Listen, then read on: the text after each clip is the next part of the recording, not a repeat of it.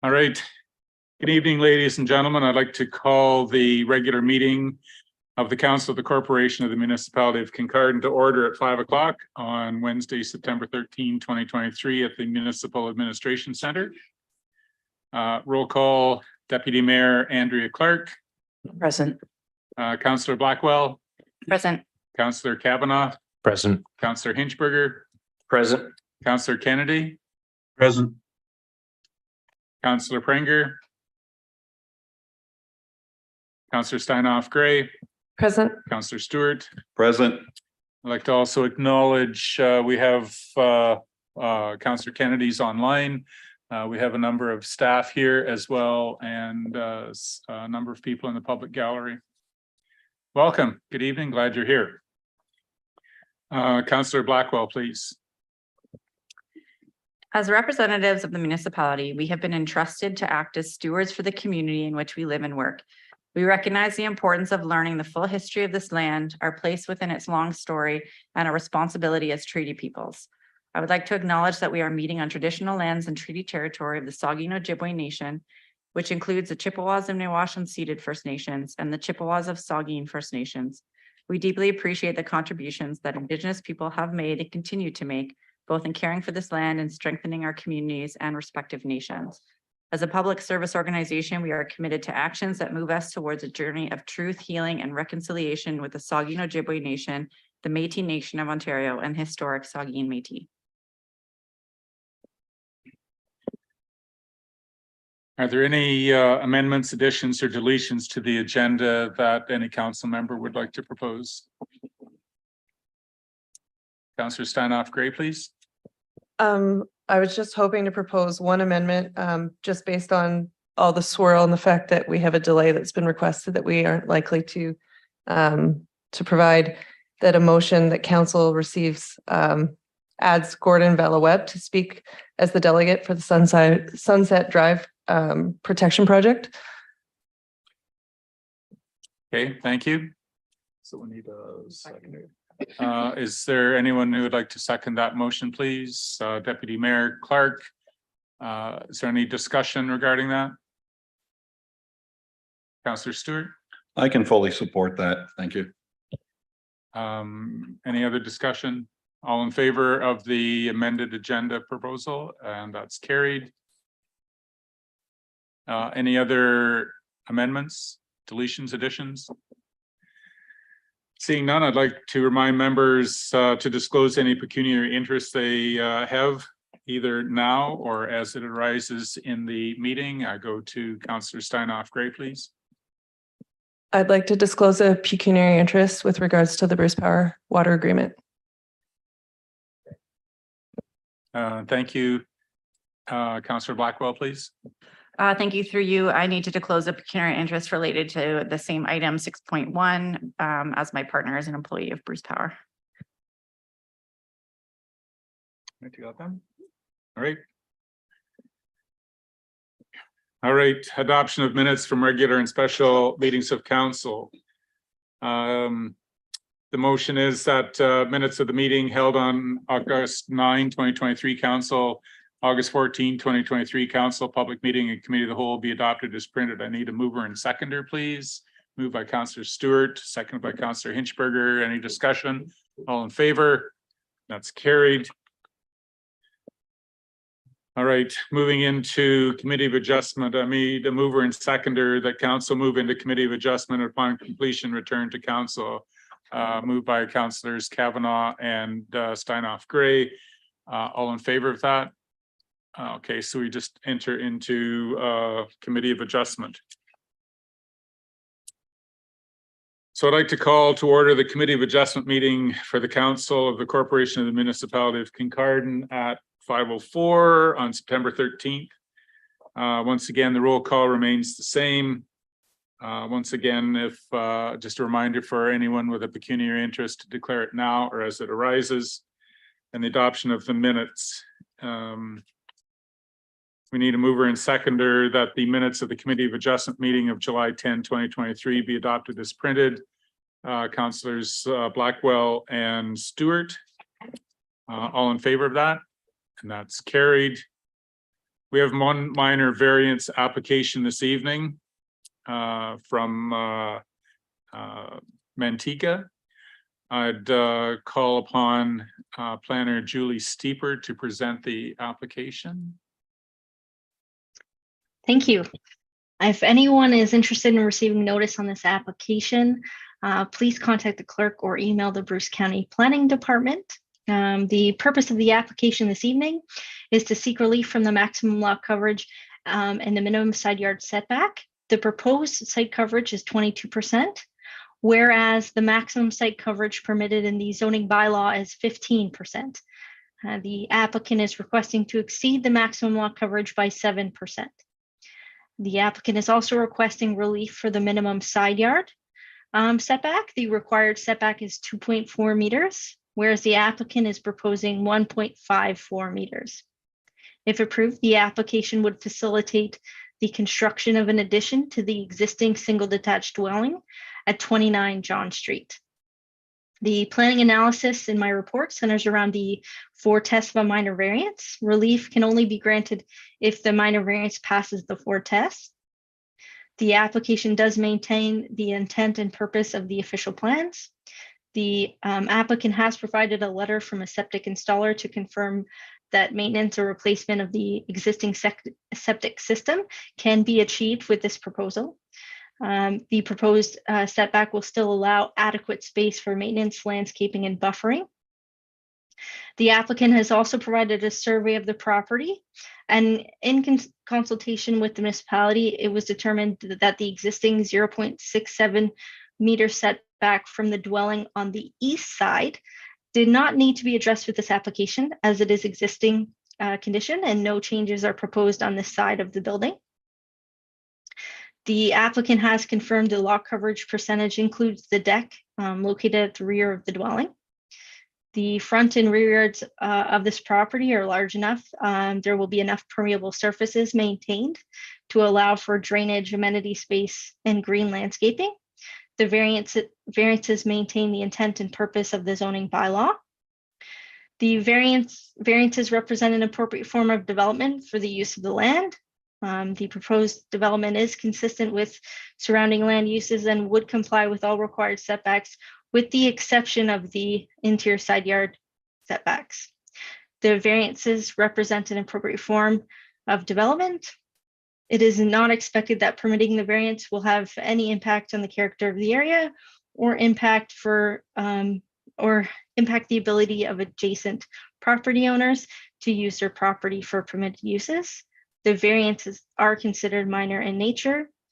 No concerns were raised from agencies and no public comments were received on this application. And this concludes my report. Thank you.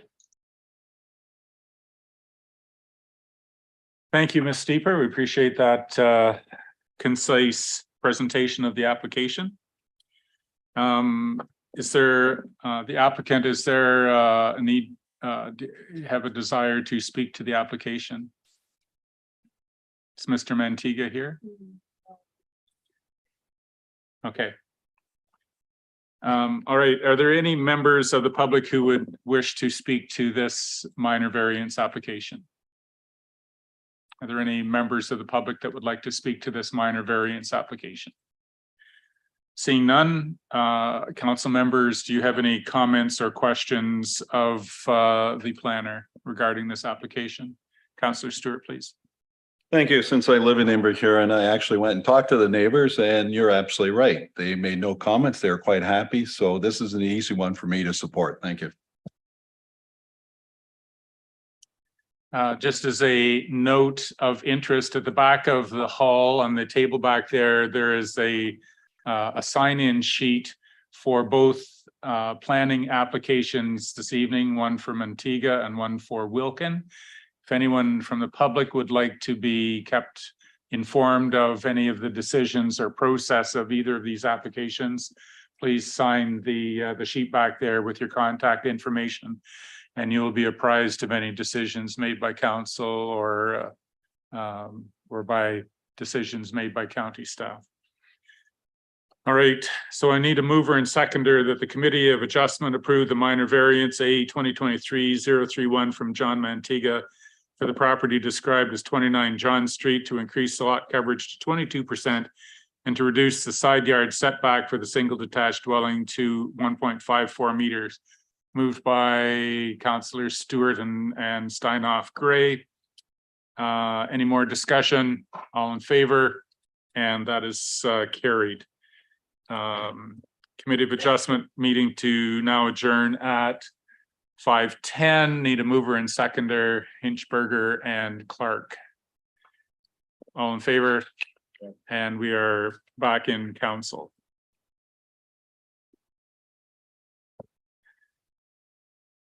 All right, this time we have another public meeting regarding a planning application for John Wilkin, 1380 Concession 11. And I would call upon planner David Wellwood to present the report, please. Good evening. Thanks very much, Mr. Mayor. This application before you tonight is for rezoning to. We lost your audio. Can you hear me? Can you hear me now? Yes. Okay. The application before us this evening is for a rezoning to facilitate a proposed farm dwelling surplus severance. The proposed severed lot, the zoning bylaw affects the proposed severed lot having an area of 0.7 hectares. And it's proposed that the zoning bylaw will also apply to this retained lot, which has an area of about 19.46 hectares. The lands are located at 1380 Concession Road 11, which is south of Tiverton and east of Highway 21. It is proposed through the concurrent consent process that that the retained farm would be merged with the adjacent farm to the east. So the attached zoning bylaw amendment before you allows for a reduced lot frontage for the proposed severed parcel. So it's proposed that the minimum lot frontage for that lot would be 10 meters. The amendment also prohibits future residential use on the retained parcel in accordance with county policy and provincial policy. There is an environmental protection zone on parts of the retained parcel, which will remain unchanged. The amendment also adds a holding provision to the balance of the retained parcel because they contain high archaeological potential.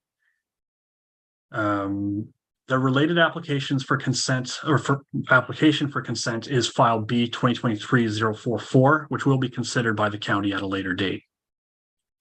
Staff has reviewed the application in line with the Bruce County official plan, the Municipality of Kincardine official plan, and the municipal zoning bylaw, as well as the provincial policy statement. The subject property is designated agricultural area, as well as a small area designated hazard lands along a creek that traverses the retained parcel. The proposed surplus farm severance is permitted in the county official plan and the provincial policy statement, provided that the size of the lot is limited in area and that the residential dwellings are prohibited on the remnant parcel. The retained farm is currently undersized. However, upon merging with the farm to the east, it will have a total holding of approximately 74 hectares. So it's the opinion of staff that the application conforms with the intent of the agricultural policies by allowing for increased consolidation of the farming operation, which will increase its viability. As mentioned, lands along the creek have high archaeological potential. So the amendment proposes a holdings provision that would prohibit any future developments on those areas until such time as an archaeological assessment can be submitted to the county and the municipality's satisfaction. We've received public comments through circulation, notably from the chief building official and the development services manager, requesting that it be ensured that hydro and utility services from the road into the severed parcel are located within the lot fabric. So we're going to address those comments through the related consent approval. So in sum, we have reviewed this application. It conforms with the county official plan. And it's consistent with the provincial policy statement. It conforms with the town's official plan and aligns with the intent of the zoning bylaw. So our recommendation is that it be approved. So I suppose I'll turn it over to you if there are any questions. Thanks very much. Thank you very much, Mr. Wellwood. Just like to comment to the folks in the public gallery, council has received a much more extensive file on the details of both these applications. So what you've heard the planners present this evening is basically a summary of the material. They are confirming some of the questions we have and just going over the high level planning. All right.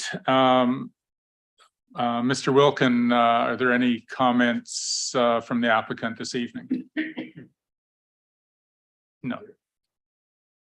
Are there any comments from the public regarding this application?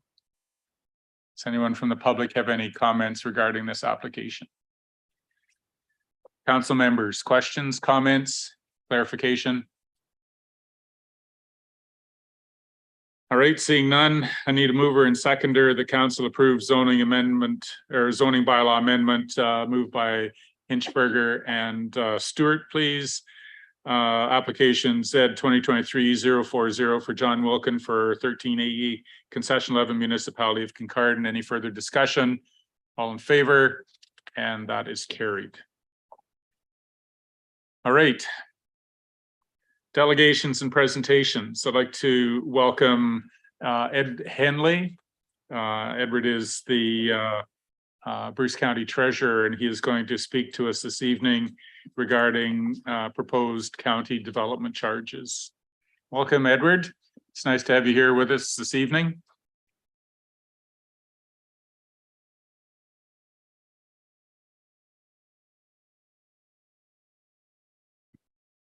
Great, there we are. Thank you very much for inviting me to Mayor and Council for inviting me to present the county's development charge initiative. I have a short presentation for you, and certainly it will likely provoke some questions. This is the 8th presentation that I've made at all of the local municipalities, and kept Kincardine the best for last, as I reside in Kincardine. So we'll move ahead. So why does the county want to collect these development charges? The funds are needed for growth-related infrastructure, similar to what the local municipality Kincardine is collecting development charges for. The county currently does not have sufficient funds to pay for the replacement of its existing infrastructure and has had to levy large tax increases. And to add on to that, the costs of expanding infrastructure for growth is going to exacerbate that lack of funding. To address the existing municipal infrastructure deficit, where the county is implementing recurring 2.1% tax levy increases each year for the next 15 years. And that's just to get us up to the level that we should be saving or spending each year for the replacement and repair of existing infrastructure. So on this slide, this chart, the red area shows where we should be spending. So in 2022, we should have been spending approximately $30 million on capital or putting aside in development charges, or sorry, in reserves. And we were only at about 12 million. And so you can see how we are a bit behind. The blue line shows the current spending, and hopefully by 2038, we'll be matching the amount that we should be spending. And if we add on top of that growth, at least just for the period going from 2023 onwards, that's the green area. So if we already have the red area that's not funded, to add on the green area would exacerbate the lack of funding. And the lack of funding for that red area, currently the county is exploring whether it should defer repairs and replacement, close certain infrastructure, or borrow or raise property taxes. So again, development charges are an alternative revenue source that reduces the need to increase property taxes. That's one of the goals set out in the Bruce County Strategic Plan that was passed in 2023 to reduce the reliance on property taxes for county revenue and expenditures.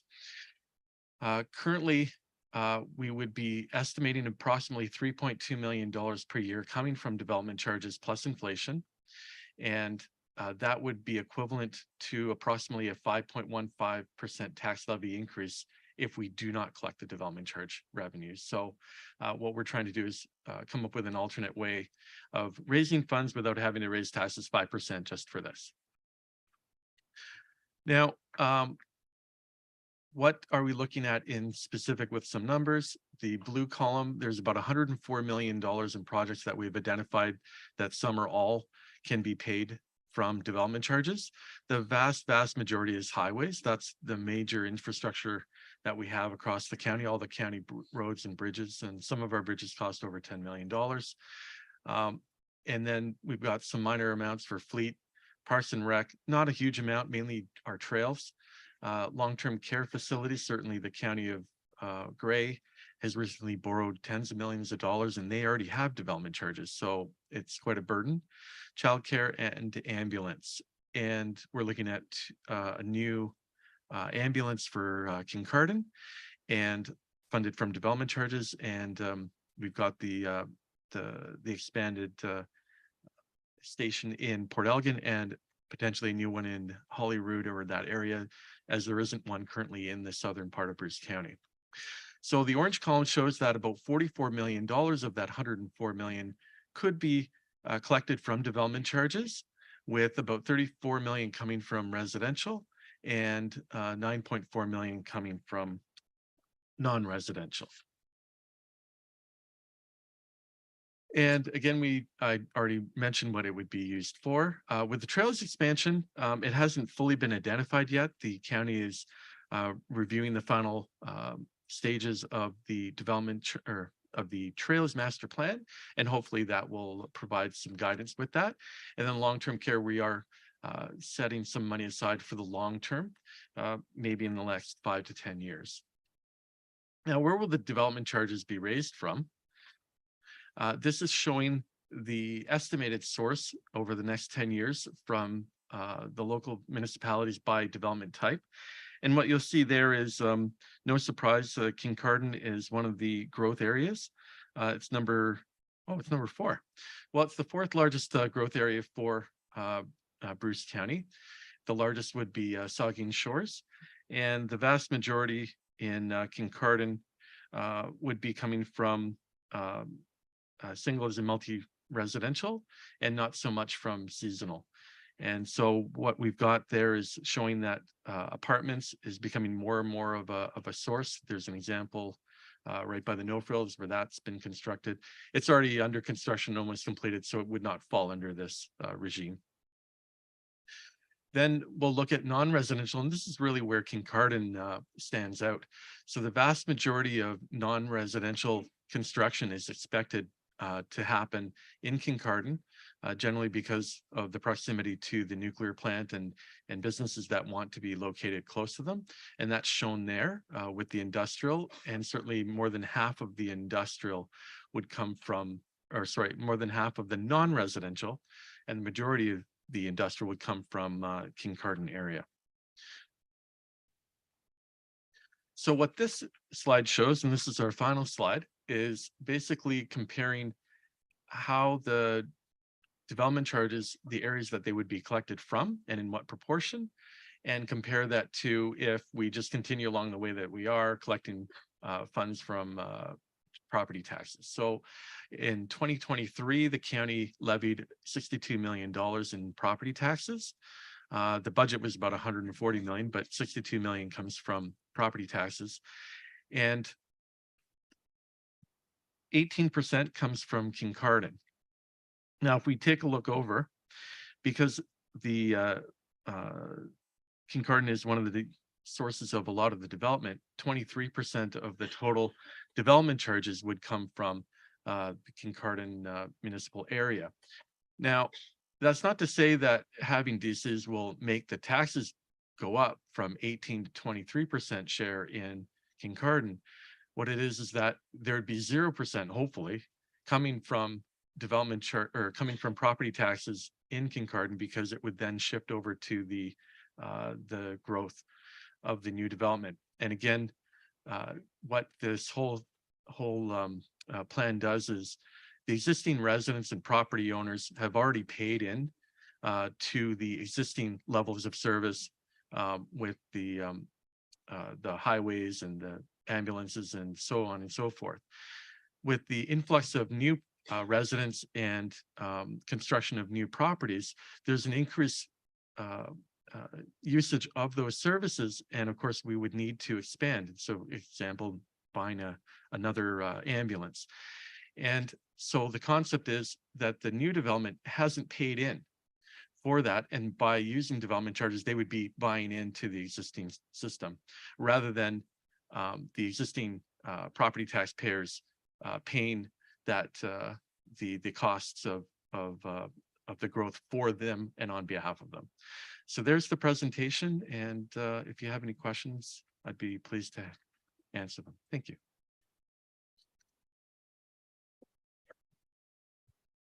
Just so council is aware, this is a county decision, though we may have questions. It is not the municipal councils that get to decide whether or not the county will implement development charges or the extent of them or anything else. So if there's questions for clarification regarding the process or anything like that, as Mr. Henley commented, he's open to receive some of them. Any questions? Councillor Blackwell and then Councillor Stewart, please. Thank you. Through you. I'm sorry, it's an awkward position to speak to folks who have come to speak, but I'm wondering whether you can speak to whether these calculations have included the fact that development charges are no longer applicable for homes that have been defined as affordable, which is generally going to be, there's been talk that it'll be around 80% of the home price in the area. Certainly, that's a great question. It's come up at almost every presentation I've made.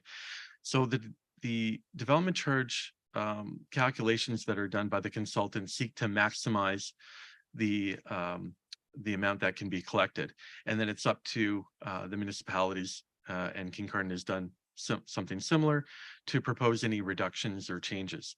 And then certainly the province has brought in the last 2 years a number of pieces of legislation that make a lot of changes to the development charges. Now, one of them is potential reductions for affordable and attainable housing. As you mentioned the 80%.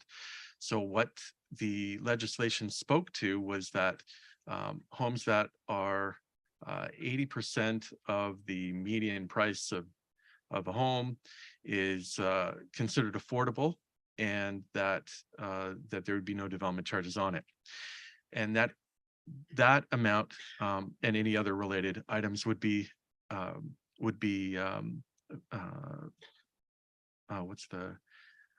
defined in a forthcoming bulletin from the province. Now, they passed this legislation in fall of 2022, and here we are almost fall of 2023, and they haven't defined it yet. Although at the Association of Municipalities of Ontario, it was mentioned that that would be forthcoming, presumably before the end of this calendar year. So that legislation, what the county is proposing to do is put into place the ability to implement those exemptions and reductions when they are approved and defined by the province. The challenge with defining, I might say, well, why didn't they just do it back a year ago? The challenge is 80% of what? 80%, sometimes in Toronto, they look at what the Toronto rates are. Well, it's 1.2 million. So 80% of 1.2 million is what, 850,000? So anything under 850,000 is considered affordable. Well, the average home price in Grey Bruce, according to the Realtors Association, was recently about 600 and some odd thousand. So so then that would imply almost every property sold in, or every property built in Bruce County would potentially be exempted. But even within Bruce County, there's great disparities between, say, Saugeen Shores, which has the highest prices, and say, for example, its neighbor Erin Elderslie. In the assessed values, there's about a 30 to 40% difference. So that's the real challenge: is do they give a rate just for Grey Bruce? Do they give a rate for Bruce County? Do they give a rate for each of the local municipalities for that affordable? And how often do they change it? Because values have changed quite a bit just from January to now. They've gone down $30,000. So there's a lot of challenges with that, and the province now has to determine how they're doing that. But the county will be putting in something that takes that into account. Follow up, Councillor Blackwell. Thank you, through you. I'm wondering, we had a development a workshop about development on Monday, and one of the figures was that right now in municipality of Kincardine, a development charge for a new home is over $20,000. Do you have a figure or an average at least of what you think that we would be putting on top of that when the county approves? That's a great question. So through the development of the background study, it was determined that the county could potentially charge upwards of $30,000 per single dwelling unit. And currently the calculations and the projects that we have in mind, it would actually come out to about $7,655 in 2023 dollars. So quite a lot lower. And I believe in Kincardine it's about 20,000 or so. But the highest cost, of course, is water and sewer. So given that, also the province in Bill 23 also mandated that there be a mandatory phase-in. And so in the first year, you can only charge 80%, and then 85, 90, in the third year, 95%. And then it takes 5 years for you to finally get the amount that you should have been collecting. So there would be a reduction in the revenue that would be collected. And then you add on to that, they also brought in legislation that stated that there's basically a 2-year freeze on development charges. So let's talk about residential. There'd be a site plan approval, and the rates are frozen from the date of a submitted site plan approval request, as long as it's properly completed, not just someone's name on it. And then within 2 years after the approval, they have the ability to actually get the building permit approved, and their rate would be backdated to the date of the submission of the site plan approval. So if somebody got all that approval, say a year ago, then they've got a whole other year to come where the rate would be what it was a year ago, and a year ago we had no development charge, so it'd be zero. So they would not have to pay. And we're estimating that there's going to be a lot of exemptions in 2024.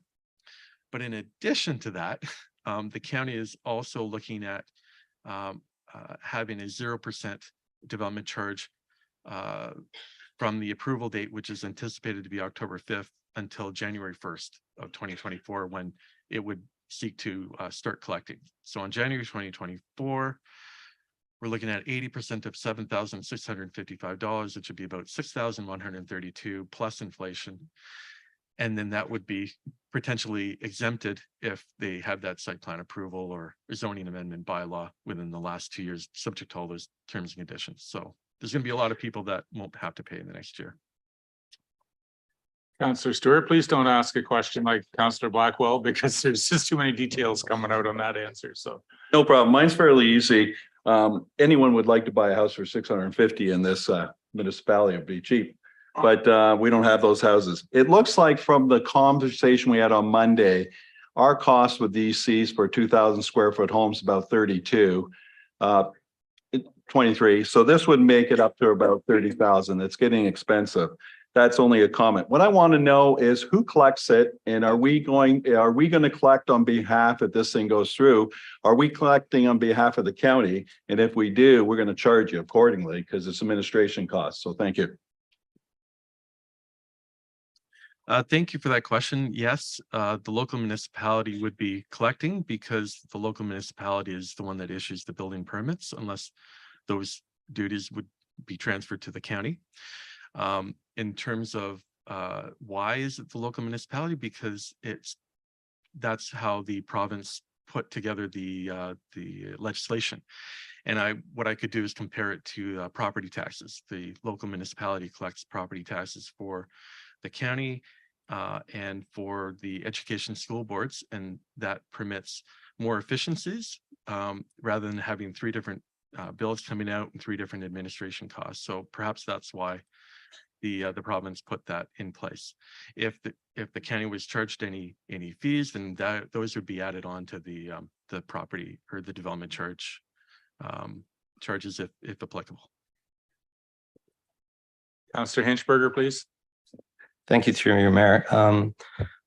The county is a big county, 8 lower tier municipalities. I was just rereading here, and the proposed development charges would be applied to new residential units or commercial units the same regardless of where you are in the county. Is that correct?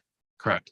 So I guess my follow-up question would be, I can imagine because the county is so big that there are probably some sub-regional differences in what the actual cost is providing services depending where you are.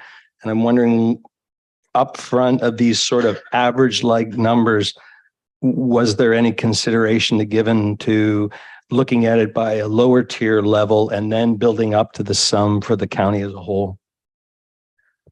Certainly, there's a couple of aspects to that. So in terms of looking at the services, the county charges property taxes based on assessed value, regardless of where a home is located, regardless of whether they receive water or sewer or any of the various services that may vary across the county. And what it does is it looks at all the residents of the county as the same, rather than discriminating between that. So the development charge legislation requires the municipality that wants to charge it, or the county, to look at separate rates for different areas. And it further states that really separate rates would only apply to services such as water and sewer that only certain residents in certain areas of certain properties can access. So for example, you can't charge a water development or water DC in Kincardine to somebody in Tiverton if they're not able to actually access that. The county's services are accessible by anyone across the county should they choose. There's no extra charges for paramedic ambulances to go, say, to Northern Bruce Peninsula where it's much further, or where the gas prices might be higher than maybe in the larger centers. The county looks at the services that they provide to all the residents in Bruce County on an equal basis. Now, that said, there was discussion at the public meeting by members of council last Thursday towards aligning the exemptions and reductions that each of the local municipalities that do have development charges might already have.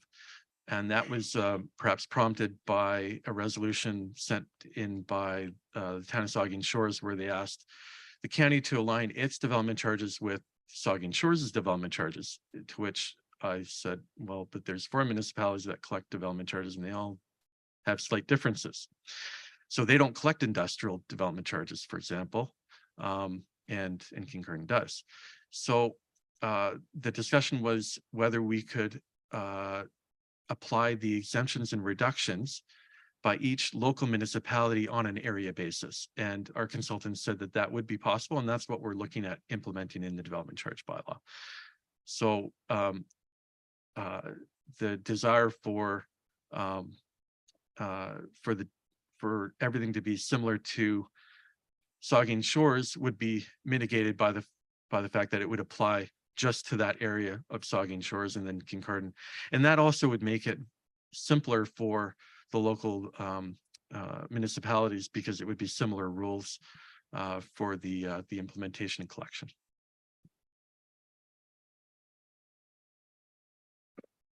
Edward, thank you so much for the presentation this evening. And we have responsibilities to support our local municipality and the county, because you provide services that are significantly important to our quality of life too. So thank you so much for coming to present this tonight. Thank you.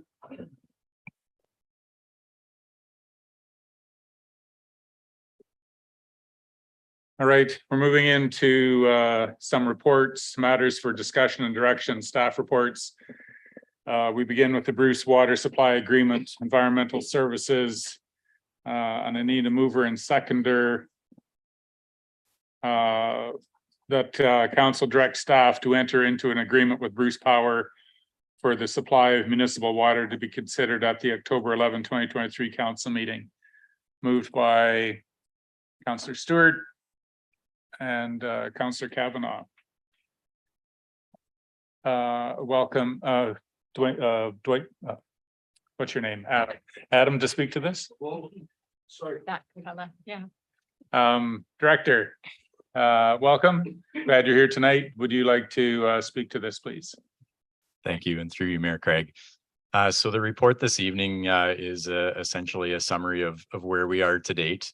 I guess quickly, I'd like to recognize that we do have a few people in the audience from Bruce Power and BM Ross. So Jennifer Eady, John Peevers, and Nancy Green are here as part of the Bruce Power team. And Andrew Garland is here from the BM Ross group.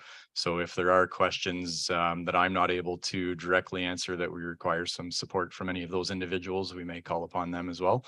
At this point, the working group or our team has come to an agreement in principle for council to consider, and that agreement would, in effect, if endorsed, would make Bruce Power a customer of our water system, or enable them to become one, I guess, once we've finished construction of the capital works. Within the said agreement, it spells out the different timelines as well as the financial components around that. Essentially, the financial commitments from Bruce Power is that they will be funding the project at 100% to their benefit. And so what I mean by that is that any of the infrastructure required that solely benefits Bruce Power would be funded by them completely. The area where the municipality would be asked for funding support and consideration relates to the upgrades that we would complete at the water treatment plant itself. So the current capacity is in the 15,000 cubes range on a daily basis that can be produced out of that site.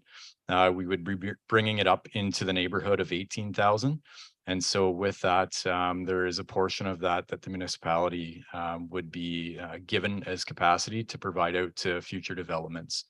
And then the lump sum of what Bruce Power requires is built into the agreement.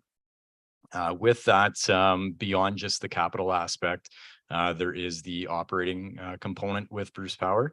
And so for the operating component, we have within the agreement included clauses that are framed around a full cost recovery model. And so with water and wastewater services, those are typically user funded and paid at 100% to the benefiting property that is receiving that service. The agreement does include off ramps within that, and with those off ramps take us right up to the point of actually getting shovels in the ground and starting to commence construction. If there are issues during a construction contract as well, there is verbiage in there in terms of how the stakeholders would handle and manage those considerations also. So an example, if we complete the design and either the municipality or Bruce Power is unsatisfied with where things are going, there is opportunity to pull back, similar at the end of the tendering stage. And an example with that could be that strictly just the finances are significantly more than what was estimated as a project, and somebody may not be comfortable proceeding. As mentioned previously, we have deemed that from a technical perspective, it is feasible to bring them online as a customer with modifications to our system. The mayor did note that we are asking council to make a decision at the October 11th meeting. We recognize the substantiality to a decision such as this and want to give council the opportunity to have time to make that decision. A quick update, we are currently concurrently with this agreement process, we've been undertaking an environmental assessment. And with that, that's the exploration of looking at the impact of Bruce Power becoming a customer. So we're nearing the latter stages of that process. We're currently at a point where we have a draft EA document that has been circulated out to the team that's being reviewed. And then once that is at a satisfaction level, at a staffing consideration, that will be brought back for council's consideration to follow the balance of the EA framework. One other point that I'd like to point out before I turn it back to the mayor is that within the attachments, we did include the summary table that we did actually put together and provide at prior council meeting. But I would like to note that we did make an addition to that, and within that summary table, it lays out the framework in terms of when payments or what payments are and when they're to be made and whatnot, both to assist staff and then also to paint a clear picture to all, as opposed to having to skim through the agreement in totality and trying to sort that out. So, thank you. Thank you, Adam. Certainly I'd like to extend thanks to you and the team and also our partners from Bruce Power and BM Ross that have worked hard to, and others that have worked hard to put this proposal together. So I'll open up the floor now for any questions from council members regarding this proposed agreement. Councillor Stewart. Through you, Mayor, how much time do I have? I doubt it. Anyways, That's not thank- true. thank you very Procedure- much. The procedure bylaw says five minutes, Perfect. something like that. We're not going to make a final decision tonight, but I do have some questions. They're more general questions about if we are giving Bruce Power that 23% of our water supply, what does that bring us up to? About 90% capability or capacity?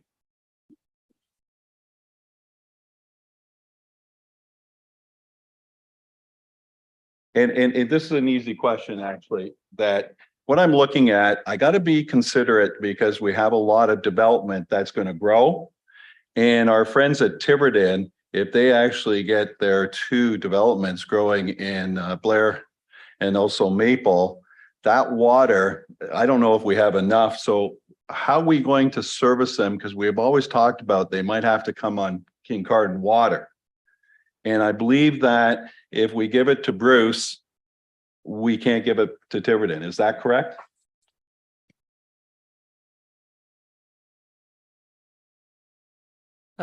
Thank you, Mayor Craig and members of council. Andrew Garland, BM Ross, part of the technical team working on this project. So to the first question about the capacity committed to Bruce Power, I believe the question was a percentage. I don't have it off the top of my head, but I think the underlying principle would be that the nature of the expansion of the plant would actually be a little bit more than what Bruce Power would be allocated in their agreement. So at the end of the day, for Kincardine, you would not be at a reduction in what you have available for capacity to commit to other development. And I think, thank you very much, but I have to look into that a little more. And I think that's why we have till October the 10th, because I'm really worried about, if we have to put a new water treatment plant, that is now $30-50 million. So I just want to make sure that if we're trading off, I like the idea of using full capacity because then we're getting a return on our investment. But I also want to be careful that if we're going to have to limit, very much like what's happening in our friends at Collingwood, they basically have to limit their development right now because they gave up too much water and they're looking at 60 million. So I just want to balance that off. Another thing is that you're looking at increasing from 15,000 to 18,000.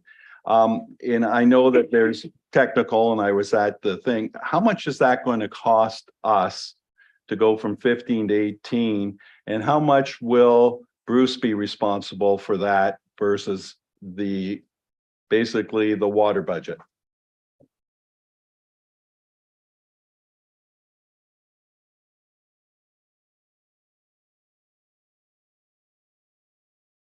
Sorry, and through you, Mayor Craig.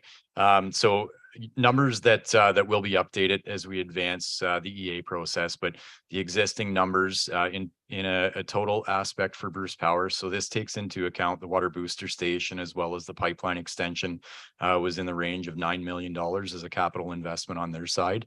In our area, we were looking at around $2 million for our investment for the upgrades to the plant. I'll just jump back to some of Councillor Stewart's prior questions as well around Tiverton, and maybe just and we can provide more determined figures as well, but around development as a whole too. So with the existing plant and the capacities that are there, we currently provide X in terms of cubic meters on a daily basis to our customers. We're able to provide up to a volume of Y.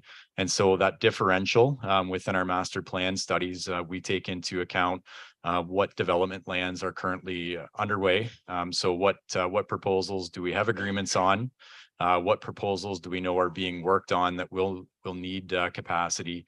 And then look at the official plan as well, and look at what those potential lands look like, and apply an attributed figure to that. So in the grander scheme of things, we're looking at development broadly when we're looking at the expansion of the plant.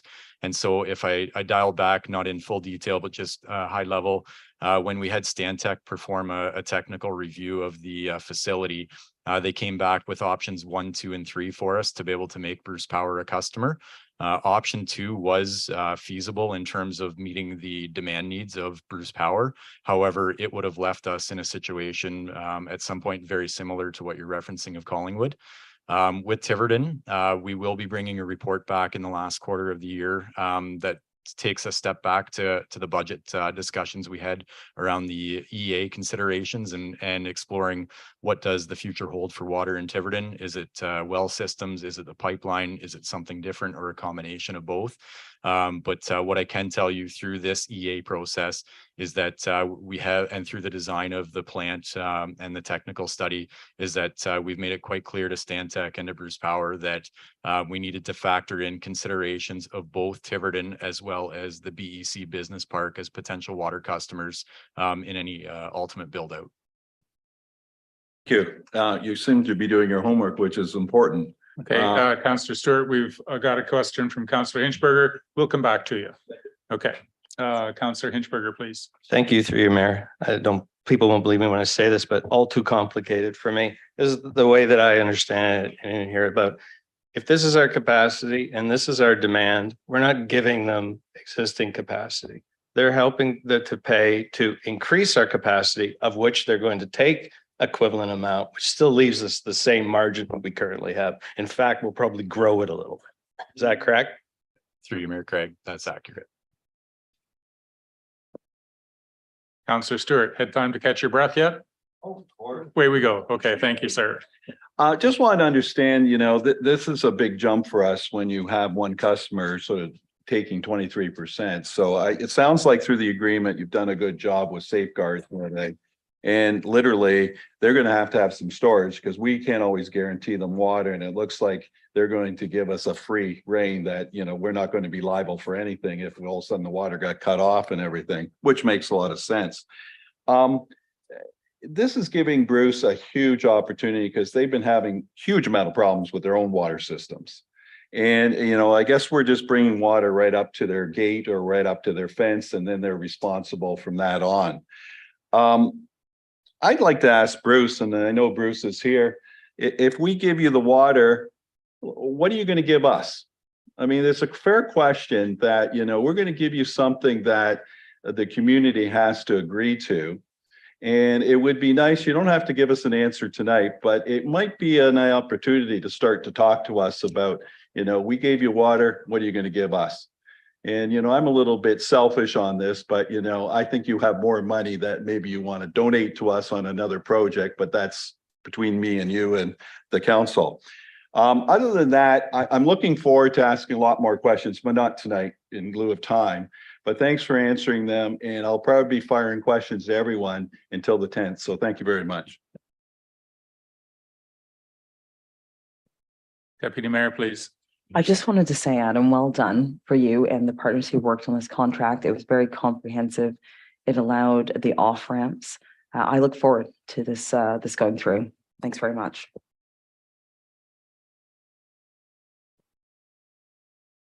All right, so we have a motion moved and seconded that council direct staff to enter into the agreement with Bruce Power for the supply of municipal water. All in favor of the motion? We weren't going to do that for the 10th. To be considered at the October. We're directing staff to enter into the agreement to be considered and finalized at the October 11 meeting. Yeah. All in favor of that? Anyone opposed? And that's carried.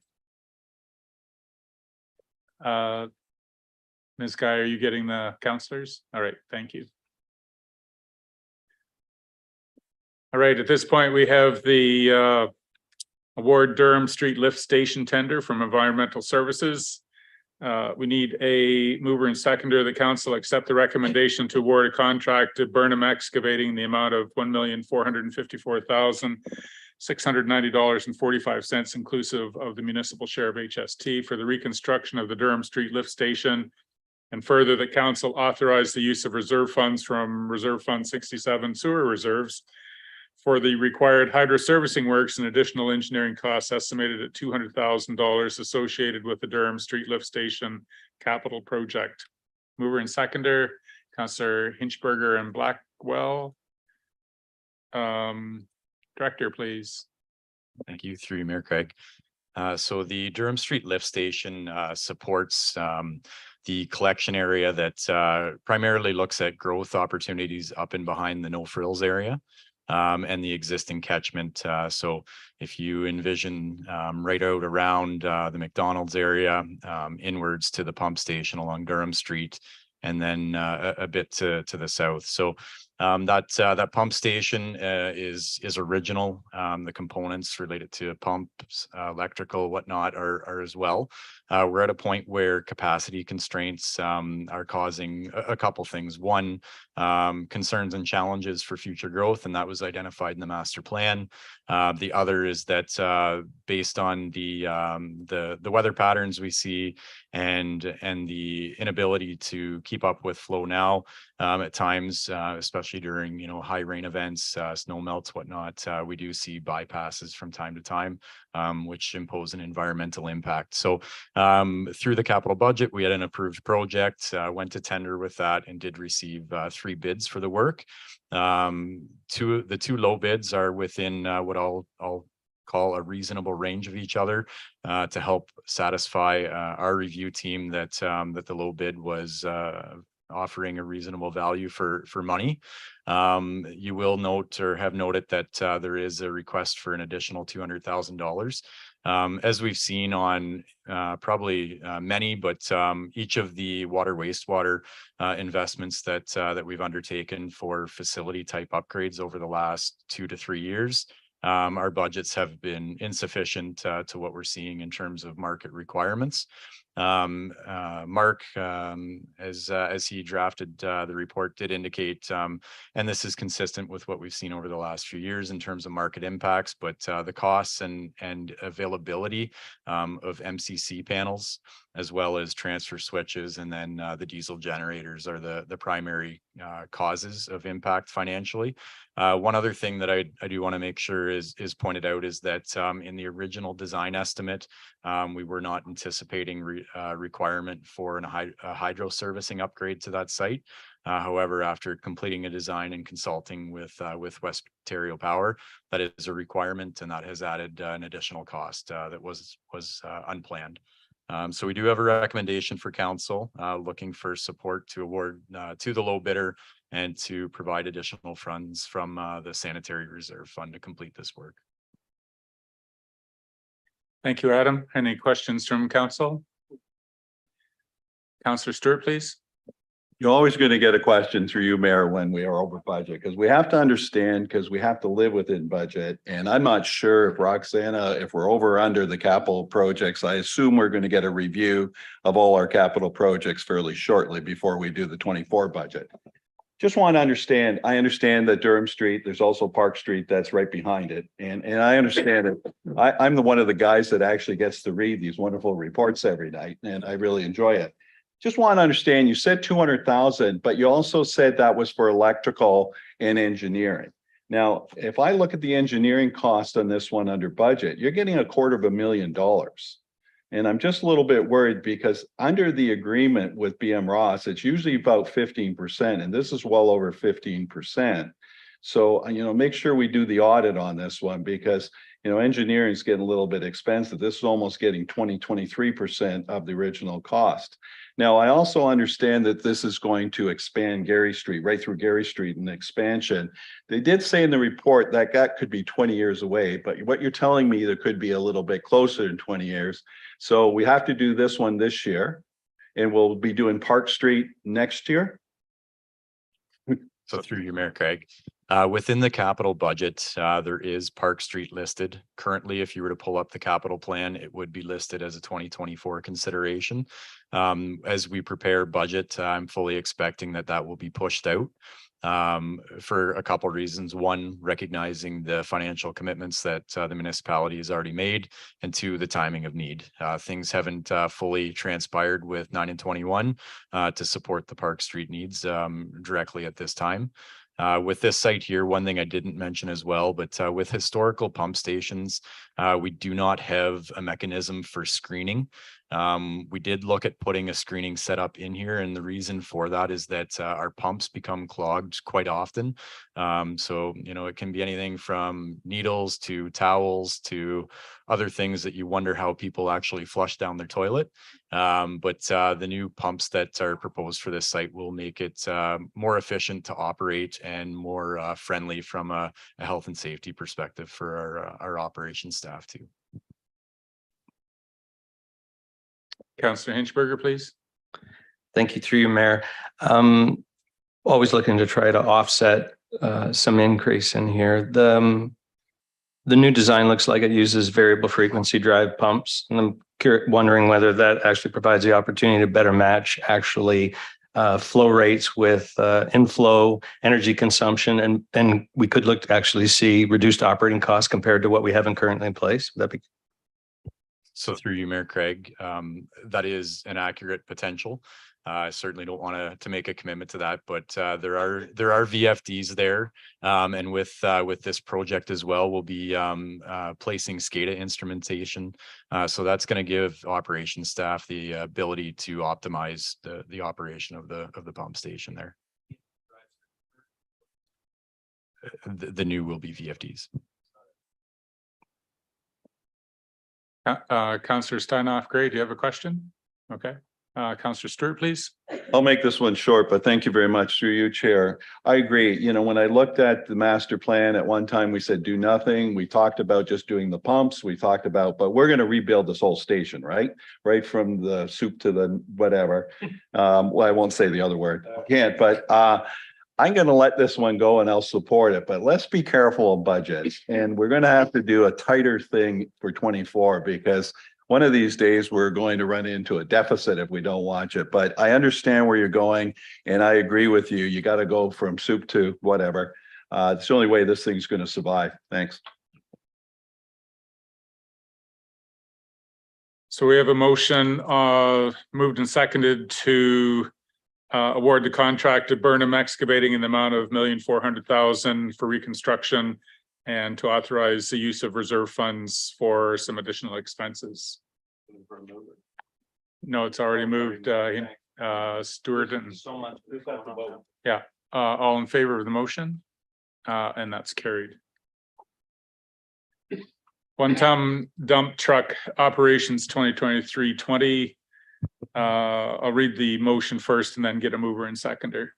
Council award contract OPS RFT 2023-12 four-wheel drive one-ton truck to Montgomery Ford Limited for the tendered amount of $71,522.01, including HST rebate. Further, the council award contract OPS RFT 2023-12 01, supply and install of aluminum dump body to the lowest compliant bidder, Commander Industries, for the tendered amount of $27,306.28, including HST rebate as per report number operations 2023-20. Heard the motion. Is there a mover and seconder for that?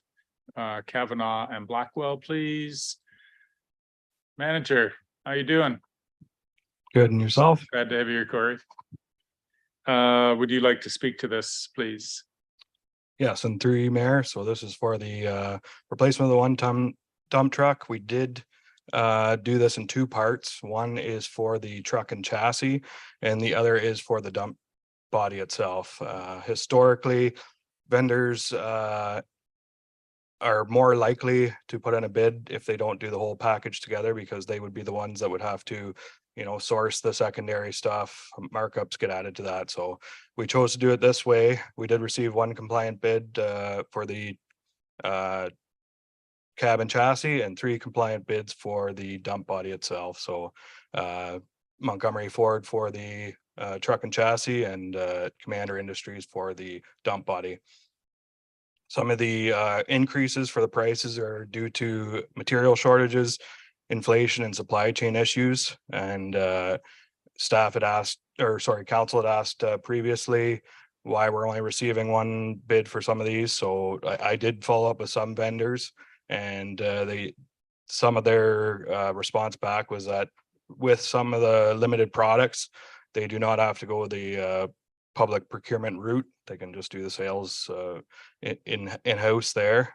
And some also said that if they realize that a competitor is bidding that they can't compete with, they choose not to spend the time on the procurement. So we understand the challenges with this, but staff are looking for options to try to get more bids. So we ask the council support this. The overage is 18,828, which will become from the life cycle reserve fund. And overall with the fleet, we are still within or under budget, sorry. Thanks. Councillor Kavanaugh. Thank you. And through the chair, I'll do my best Councillor Stewart impersonation here. It appears that this is as a vehicle that's over budget. And I just want to confirm that this seems to be a trend as a whole, and that this number doesn't seem particularly higher or lower than any of the other vehicles. Like this market has increased since budget time last year, and this is the knock-on effect again.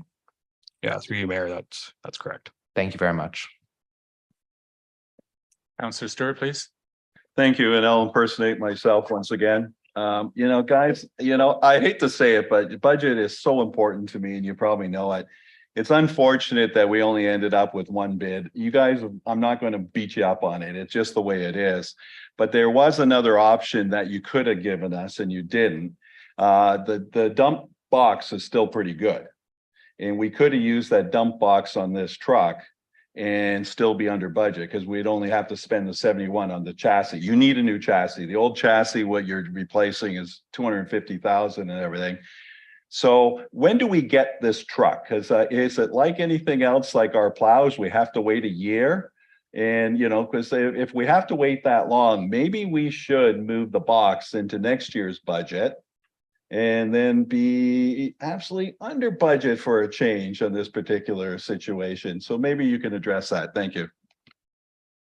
Yeah, that's a good question. And through you, Mayor, the replacement of this unit actually does a domino effect for the rest of our trucks. So the current truck in operations will move to Parks, and the Parks one, and our cemetery truck, which is a 2003 and a 2005. We had spent a significant amount of money for the one at the cemetery to do the overall body and drivetrain. So we have that money in that, with the box not being in good condition, and the Parks one vice versa. So we put the money into the box on that one, and the truck and chassis is not in good shape. So the plan would be to filter them down and replace this one with a full unit and marry the other two to make a complete unit, so that we can continue on with singular. That is a good question, and we do not have that at the time. Once we get award the contract, they will give us an estimated time based on purchasing.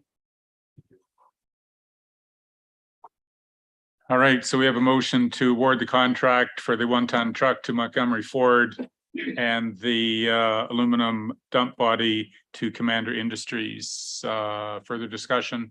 All in favor? Anyone opposed? And that's carried. Sunset Drive Lakeshore Protection Update. So I'll read the motion, then we can have a mover and seconder.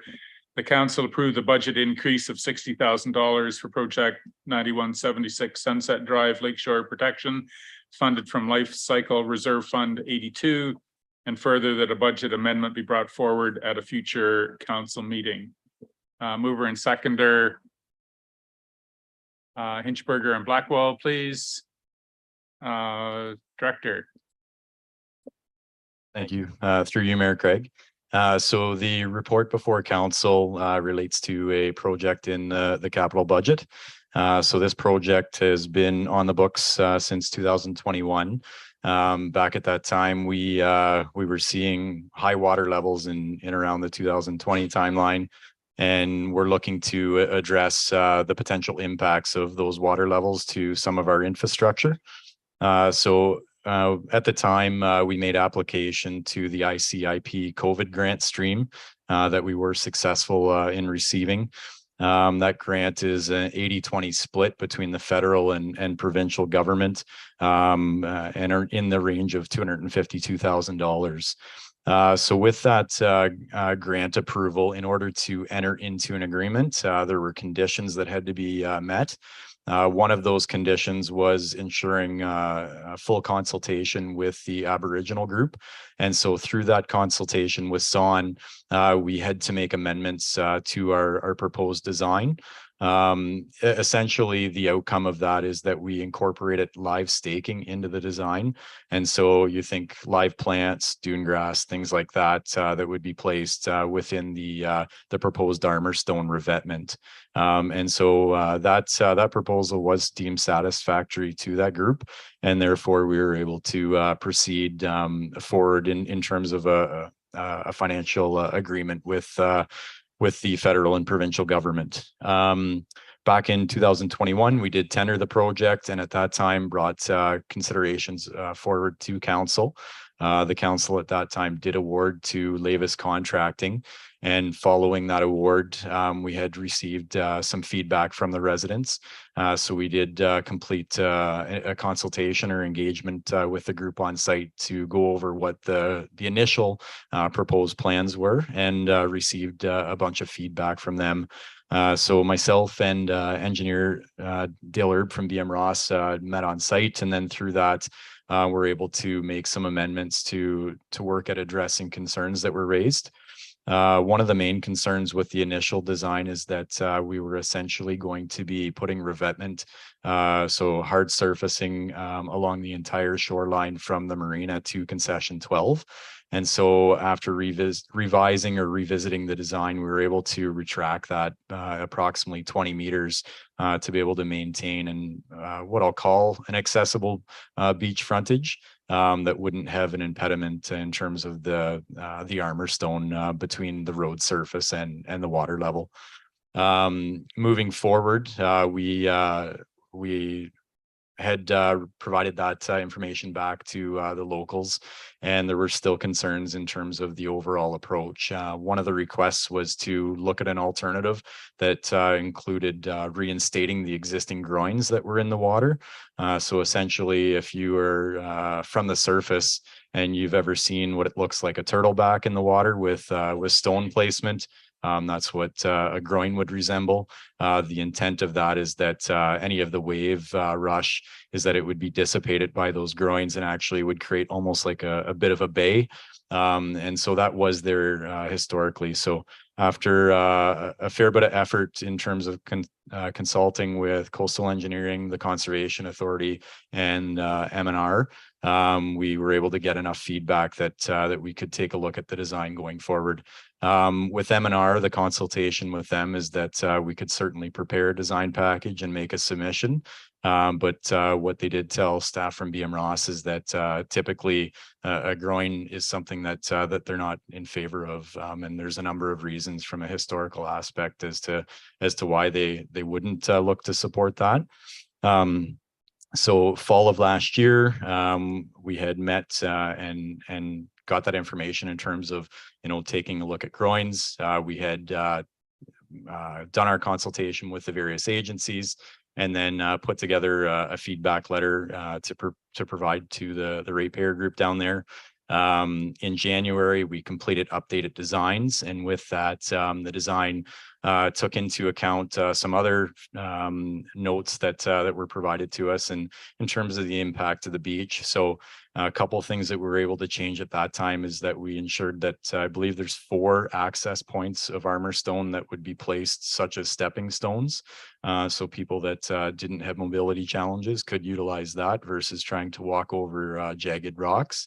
The other is that we did move the stone placement tighter to the road. So if you're envisioning Sunset Drive being north-south, we were moving it easterly. And what that would do at periods of when the water level is lower, it would provide a sandy beach area at the toe of the rock between that and the water level. And then through to where we are now. So we did have a request from the contractor to revisit the pricing. A couple reasons behind that. One, 2 years had lapsed and the economy has certainly changed significantly. But the main reason, which ties into OPS conditions, is that the scope had changed. So with that reduction, there is a value within OPS that stipulates that a contractor can request, and similar on our end, if a quantity was to increase and we felt that they were doing more and could provide us a lower price for that, the request to review that can be undertaken. So Lavis did undertake that and provided us pricing around July, August of this year, which brought us to the point of we're now over budget. We have this grant funding. We need to make a decision on how to proceed forward. So the report that's before council tonight is requesting consideration to still continue with the project. We're requesting additional funds, and for 2 purposes. One, the cost has gone up. The live staking was not part of that original cost in a sense. We have made a further reduction from concession 12 to the south, recognizing the cost impact and trying to make it economically manageable for the municipality. And also taking into account some other considerations that some of the residents made note of in that vicinity itself. So all in all, we're looking for council to increase the budget by a total of $60,000 and being able to proceed with the work. One thing to make you aware of, but not to hold you hostage to, but just so you're aware as you do deliberate and make your decision, the grant timing with the ICIP COVID stream is that September of this year, by the end of it, the project has to be started. And then by December of this year, the end of December, the works have to be completed. That is all manageable based on where we are at today's time frame. But certainly any delayed decisions would certainly impact that as well. So again, just making you aware of that. Thank you.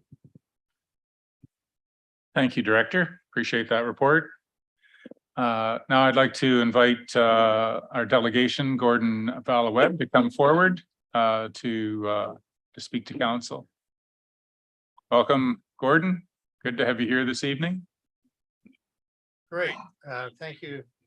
Thank you so much, Mayor Craig, and thanks to all the councillors for allowing us to speak to this motion at the very last minute. First of all, I wanted to draw your attention. There's a number of people in this room who collectively have hundreds of years. They look younger than they actually are. Hundreds of years of experience, on and around the beach. And I asked them to stand up now and just indicate who they are. And, we just thank you for coming today. And thank you for your time and attention. You have what I would imagine is a largely thankless task. So I thank you now. So you've already got in your green folder the email that came to you today. Apologize for how late that was, but we only got, as you probably know, information about the design of this project 24 hours, just over 24 hours ago. And so we're trying to react very, very quickly.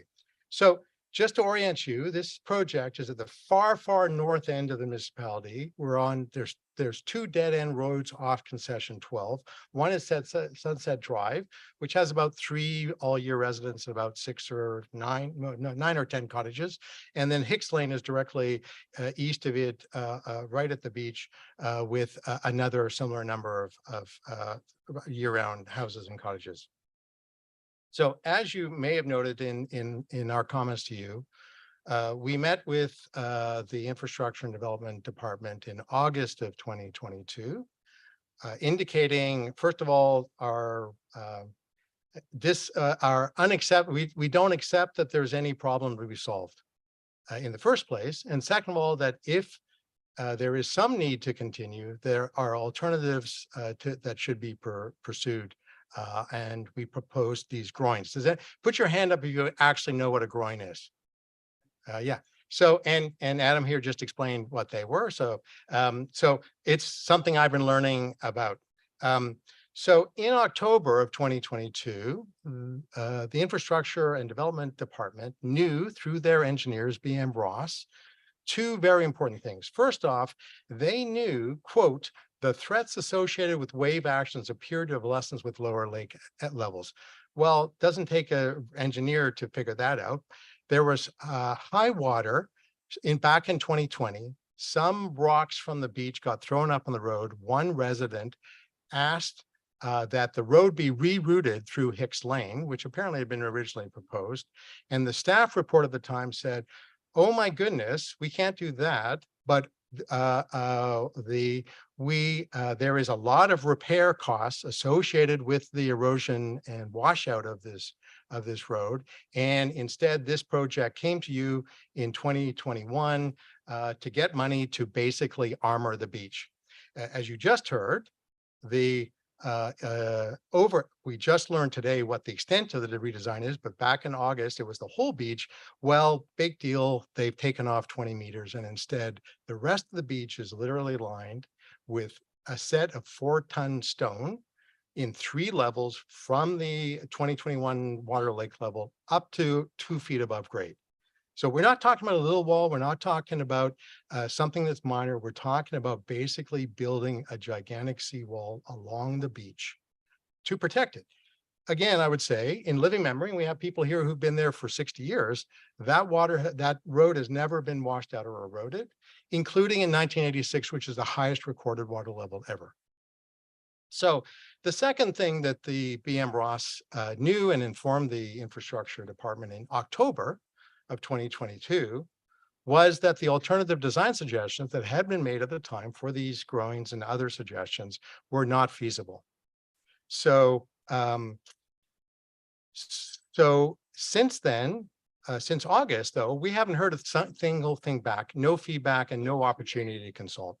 I would say the director just mentioned here that the advice that the BM Ross and he received from the Ministry of Natural Resources regarding groins is that they're not approved or appropriate. I can't remember your exact wording.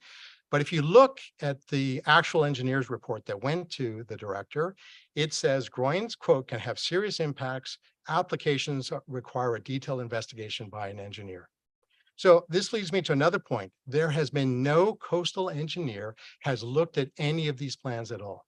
And that's important because you need to understand that hardening beaches can have the negative opposite effect. Let me quote here from a scientific report, July 2023. Quote, the hardening of coastline areas with eroding beach fronts is often viewed as a maladaptation due to its exacerbation of coastal erosion, resulting in the loss of sandy beach and perpetuating the increased risk to the public. So putting a big wall on a beach might have negative effects. The only way you know whether that's going to happen at all, if in fact you want a big wall on your beach, is to have a coastal engineer report. BM Ross themselves, the engineers that the department is relying on, note themselves, we're not coastal engineers. No one has looked at it. So finally, I would draw your attention to Kincardin's own recently published waterfront master plan. I want to quote from it. The importance of the landscape to the Kincardine community and community as an attraction and retention device for recruiting visitors, tourists, new businesses, employees, and residents should not be underestimated. Typically, people love to live and visit and work in beautiful places, and appreciation of landscape and its importance to the special quality of the community is paramount. New projects should aim to preserve the quality and amount of existing spaces. So we are only asking that you recognize that the importance of this beach, not cover it with armor stone, literal wall of stone, and understand that it solves a problem that literally doesn't exist. So thank you very much for your time. I'm happy to answer any questions. Thank you, Gordon. Council members, it's time for discussion amongst ourselves for or to refer to the director for answers for questions. Comments, Councillor Hinchberger, please. Thank you, through you, Mayor. One thing I realize on this situation is this is a good example where communication can always be better, and we should always strive to do that. I have a little personal experience with this. I live in the town of Kincardine on Saugeen Street. Saugeen is out in front of our place, and the lake is on the other side. We've lived there since 2010, and the history prior to that, in 1985, during the high levels, lake levels that you described, a significant amount of irregularly shaped armor stone was deposited on the other side of the road.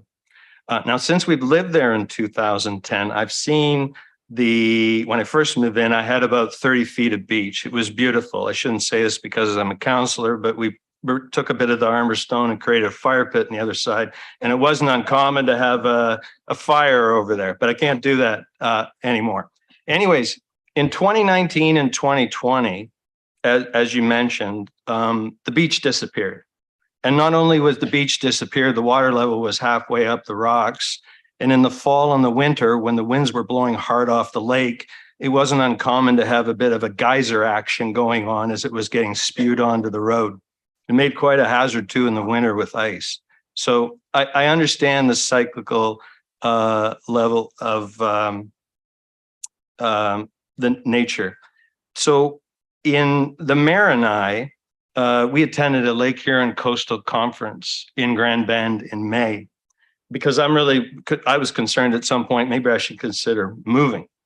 And so I want to read something in about here. There's a shoreline erosion point of this, but I want to caution against thinking that history is a good predictor of the future.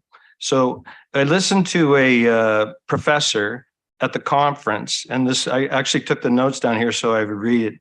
Environment Canada and Michigan Tech have research about the future of lake levels. As the atmosphere warms, it will be able to hold more moisture and more rainfall will fall in the Great Lakes watershed. The projections are that increases in peak levels are in the order of 30 centimeters, which will be a foot above what we saw in 2019 and 2020. So I went out there today, I took some video, shared it with some of my colleagues. The slope between the road and the water as it currently exists isn't that great. And if this comes to pass, I think there's a high probability, and if we didn't do something at that point in time, we will wish that we did. Thank you. Councillor Stewart, please. Thank you. And through you, I'm a little bit on the other side because I've been on the waterfront since 56. And my grandfather and great grandfather, I think we're the 5th generation on the water. So we understand Lake Huron goes up and down. There's two things that covers Lake Huron's basically level. It's humidity, or basically precipitation, and basically evaporation.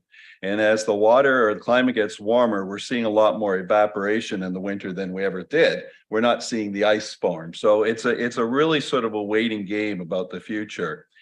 I'm not really totally happy with this project. I was happier with it in 21. And I think that we had, like you said, a good communication going on too. I don't know what that is. Good communication. And it's unfortunate that these people that are residents there didn't get quite the communication they should. And I have never seen the plan. I assume you saw the plan just on Tuesday. I've never seen the plan. No one sent it over to me or any of the counselors. I would like to see it. Little concerned about two things. BM Ross is not a coastal engineering company. I'm with Saugeen Valley Conservation as a board member. I've never heard of BM Ross being a consulting engineer for coastal. That was one of the mistakes. You always should get coastal engineers because the dynamic beach and all that stuff really needs some expertise. It's not like engineers on roads. Now, this particular road, Sunset Drive, is not a well-used road. It's a gravel road. It's not like in front of Mike's place that it's a well-used road. There's basically, 3 cottages that are seasonal that might go down there. At one time, we didn't even plow this road in the winter. So, I'm afraid to say that we're going to do some damage to the front of these cottages. Armor stone, riffraff rock, it's all been through Inverhuron. It's literally killed the walking along the coastline. It is not an attractive thing. It's very disruptive. Yes, it does protect property. We're not really protecting property here because all the cottages or the homes are well set back. I mean, you could have a flood for another 20, 30, 40 years and they wouldn't hurt. So we're trying to protect a road.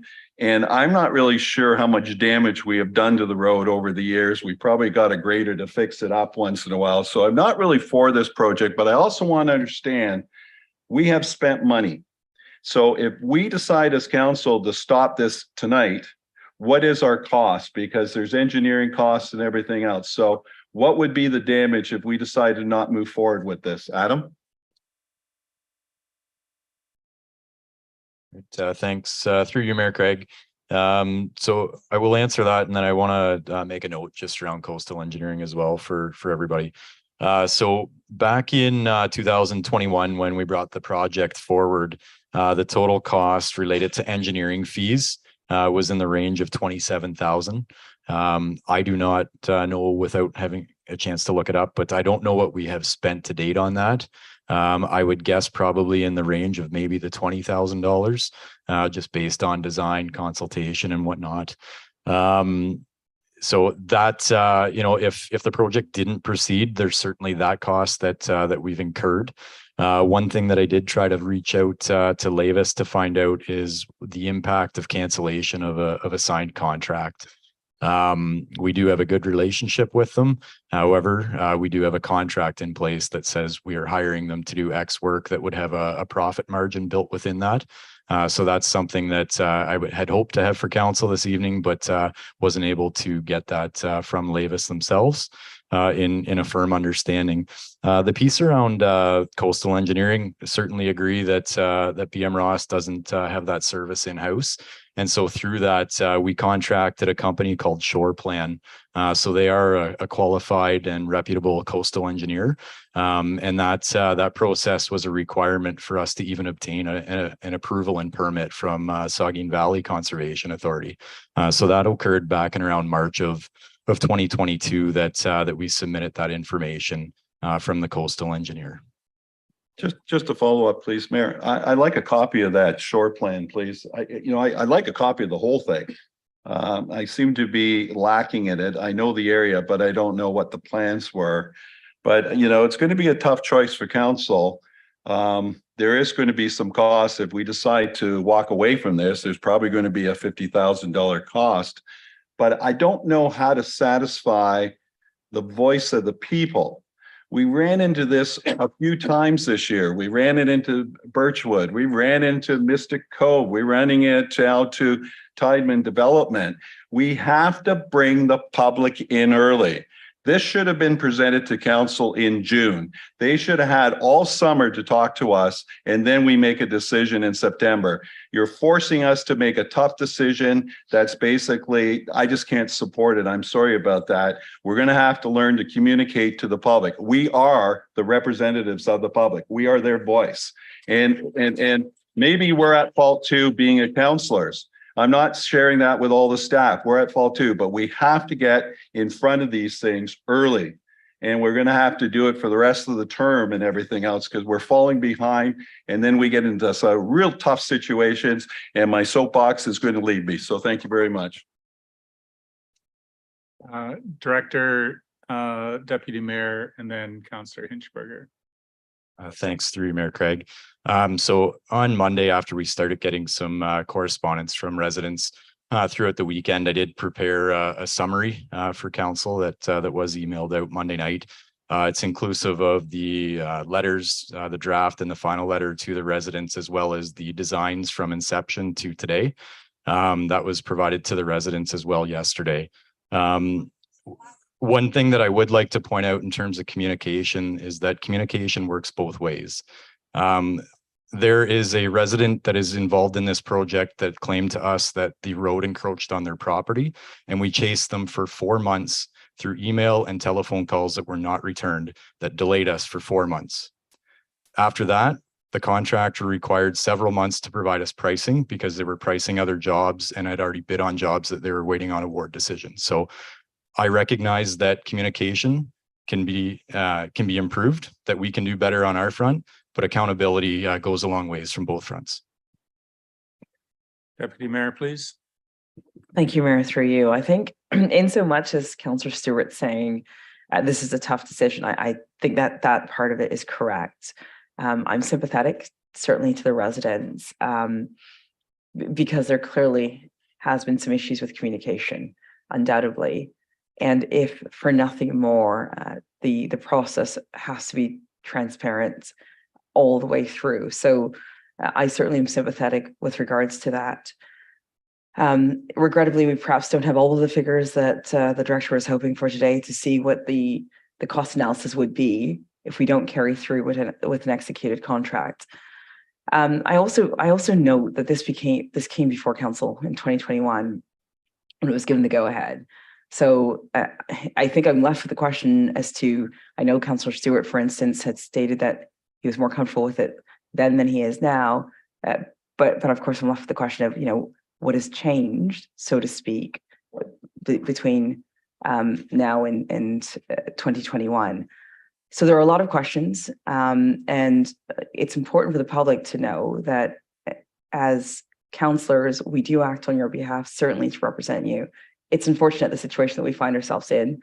I don't know that there is going to be an outcome that's going to be wholly agreeable to everyone. But from my perspective, it's certainly about listening to and weighing up the conversations that are being had tonight. So thank you to the delegation that spoke on behalf of the residents. That's important. And that's a part of the process that we have here at council. Thank you. Councillor Hinchberger, please. Thank you. Through you, Mayor. Point of order question first. This is considered a delegation, is it not? So I can ask a question of the delegation? Yep. Yeah. Yep.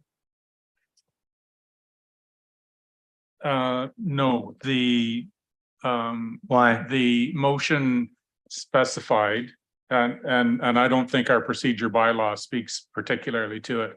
This is like an exception to the procedural bylaw.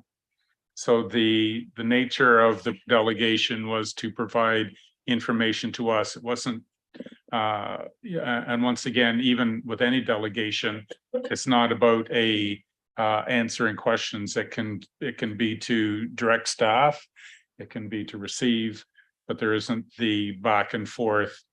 What about this? What about that? So, And yet my question would be to better understand the message they're trying to deliver. That I just would like, after this discussion that's been had, I would just like an opportunity to ask the question, would have them to delegation.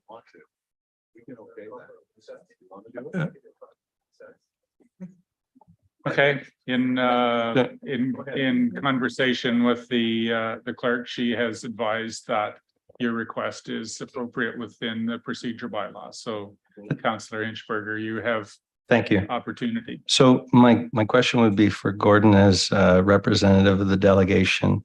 After hearing everything that has been said tonight, including, I would say that there is soft shoreline hardening and hard hardening. And this mix of filter fabric, small rock, earth material, live staking, etc., looks more like a hybrid between the old put in the concrete wall and make a entirely natural thing. So my question is, after hearing all this, is the as a representative, is the desire to do nothing or to do something different than what's been proposed?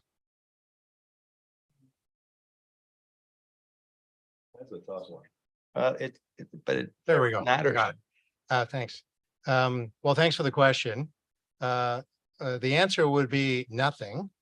But if you're going to do something, don't wall the beach. And just to be clear, the director is much better able to describe this. You're talking 4-ton stones laid up in 3 levels, plus an additional 1-ton stone or larger at the top along the beach from the water edge to about 2 feet or so above the grade level. We're talking about a massive seawall running across the entire beach except for 20 meters at the far north end. So we would say nothing is better than that. We'd suggested that there were alternative softer measures of the groins, plantings that could be employed in order to attract sand to the beach and protect it. As I said before, the beach has survived high water level. I mean, we believe in climate change. It's coming. The water is going to go up and the water is going down. It's a small gravel road that serves a small number of people, and to protect it maybe in the future because something might happen and it might get washed out once or twice. You're going to spend $60,000 of your money and you're going to destroy, in essence, a beach. That's how I would frame the question. It's a follow-up to Adam. Oh. Thank you through you, Mayor. Adam, I just want to verify that this, because many of us haven't seen a great cross-section of this. Are we saying that is it correct that we will see a top of the wall will be, what was it, 2 or 3 feet above the elevation of the road? Through you, Mayor Craig, on average, yeah, that would be correct. Councillor Stanoff, Gray, and then Blackwell, please. Through you, Chair. I also have another clarifying question, Adam. Of the many phone calls that I received about this particular issue, obviously as the Ward 3 councillor, there are a number of individuals that access that beach that live there with some mobility issues, and they can currently access the beach. And one of the biggest constraints or concerns with the plan as is that was brought up to me was that we might be negating people's access to the beach that have had that previous to.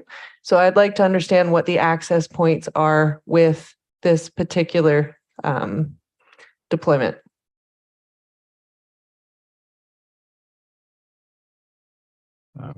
Through your Mayor Craig, Nicole, could I actually get you to pull the drawing up and I can maybe walk council through that? Just bear with Nicole here.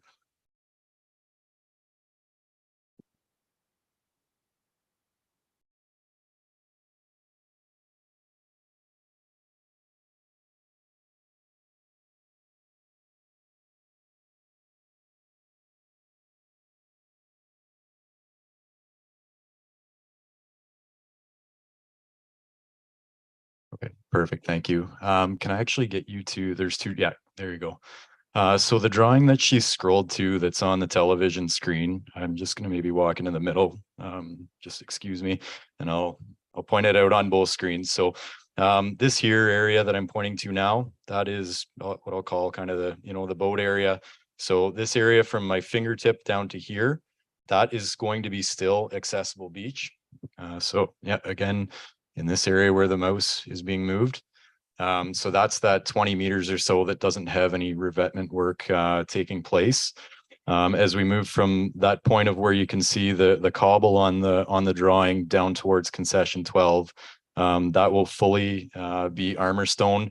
On the right-hand side of the drawing, those are cross sections. So if you're looking into the surface, you're going to see, if you were standing at below grade level, what that stone looks like. So you're going to have probably, the top two stones that you can see coming on an upward angle on both the television screens here.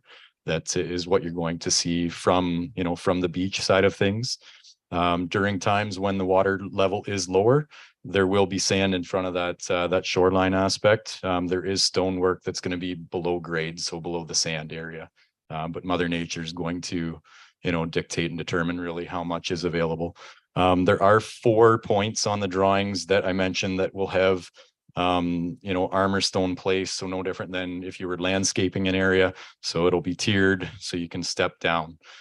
So those are shown on the drawings. There's a note here with an arrow and then another here, and those are pointing out what those locations are. So it is, yeah. So the northern end will still be accessible to somebody who does have some mobility challenges, but the balance of it would have some impediment to it. Councillor Blackwell, please. Thank you. Through the chair, I'm wanting to follow my Councillor Hinterberger's example and ask a question of the delegation. I know that it's not necessarily how we do things, but I'm just wanting to I'm looking at the map and I'm recognizing that there are homes north of the end of Hicks Road. And I'm wanting to know whether any of those residents are here tonight. Sorry, further down on Sunset Drive? Not that I'm aware of, no. The people here tonight, yeah, not that I'm aware of from further down Sunset Drive. So I guess kind of my follow-up comment to that is that this is the only road to access those properties. And so were shoreline erosion to happen and that road was to be completely washed out, those living on Hicks Road could still access their properties from another angle, but those homes would be completely isolated. Yes, that's correct. Sunset, if water levels rise 30 centimeters above the 1986 level, I would imagine there'd be damage to the road, perhaps substantial damage to the road, and those people wouldn't have access. Absolutely right. Could happen. I would suggest to council, you might want to consider climate change impacts and 30 centimeter increase in lake levels and decide strategically where you want to spend $60,000 of council money. And is it on a dead end road serving a small number? Thank you, Mr. Valaweb. Hi. Yeah, that was Thank the you, editorial that Mayor wasn't Craig. asked for. So Councillor Blackwell, please. Hi, thank you. Just to follow up, I'd like to echo Deputy Mayor Clark's comments that I feel like public engagement is extremely important. I have always spoken to that. But in many cases, especially with technical programs and projects, I feel that they're a piece of the project. They are not necessarily the only piece that's important. And so in looking through the other elements of this project, there's been consultation with BM Ross, Coastal Engineers, SVCA, MNR, SO, like this on. There's also been with our own staff, looking at this project as a priority. And so I think that there has been some engagement, perhaps not to the level that some of us may be used to or prefer. But I certainly think that there has been many eyes on this project. And I don't feel that anyone's come forward and said that this isn't necessary in terms of long-term sustainability of this infrastructure. Councillor Stanoff Gray, please. Through you, Chair. Adam, if you could just help me better understand this, based on the different opinions that are going back and forth. Have we ever had this road actually washed out historically? I'd like to better understand what's going on there. So through you, Mayor Craig, to my knowledge, the answer is no to that. In 2020, we had a number of areas that were impacted by the high lake levels and certainly raised concerns for staff. So at the time, this was one of the areas that I would say are in the Ward 3 or northern part of the municipality that staff were raising red flags, quite concerned about. So that brought initiated the project and review for us. Councillor Stewart, please. Thank you. And through you, Yeah, it's never been washed out. It's not a highly trafficable road. It's a gravel road and everything. And in the winter, like I said, it used to be closed. We never even paved it. We really need to, if you really believe in the technical people sort of feel that the water level is going to go, we need to redesign these roads. I mean, we should have taken Hicks Lane and busted it right through and just get rid of that road right in front of. And I believe the cottage owners would like to buy that road too. And maybe that could offset, because we really need to take a look. We have a lot of roads that are fairly close to the water, like in front of Mike's Road, even Lake Street and everything else. We're going to face this problem all the time. And I do not want to start spending $500,000 all over the place. We need to take a look at our whole infrastructure and start to redesign roads. And even like Councillor Hitchberger's road, I rather put the road in Connaught Park than have it in front of him, because in the long run, it will save us money. But, you know, we don't do enough of that pre-planning. We're going to spend $350,000 on ornament, where we probably could have spent it on Hicks Lane and go right through and avoid this completely. Thank you. Excuse me, stop the clapping, please. Thank you. The challenge with that logic is we didn't have the $350,000 till it was given us. So thank you for your discussion at this point. Thank you for the delegations. We do appreciate that. At this point, we have a motion before us, moved and seconded, that council approved the budget increase of 60,000 for project 9176 Sunset Drive, funded from Life Cycle Reserve Fund 82, and further that a budget amendment be brought forward at a future council meeting. All in favor of Vote, please. I'm requesting for recorded vote. Thank you. Okay. Blackwell, Beth? Excuse me, it starts with.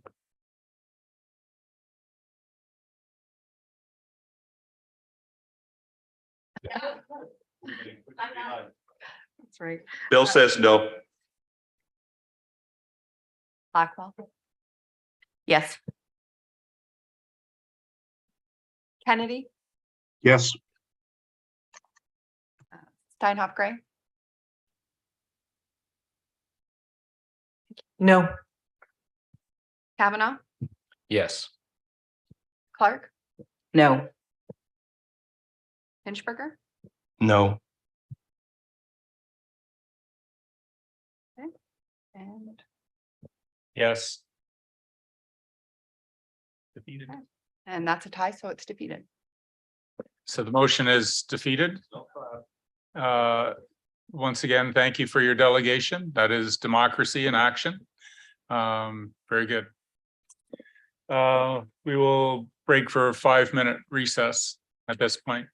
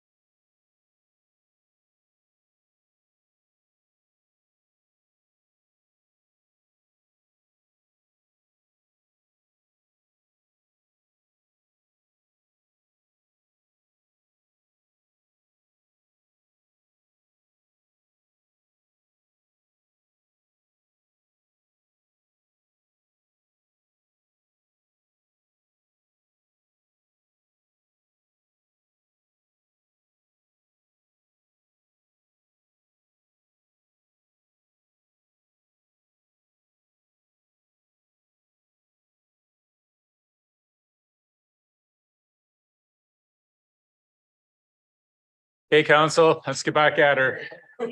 There's only 3 more hours of work to do yet, so. I can sleep with that. Oh, we can't start till Jennifer.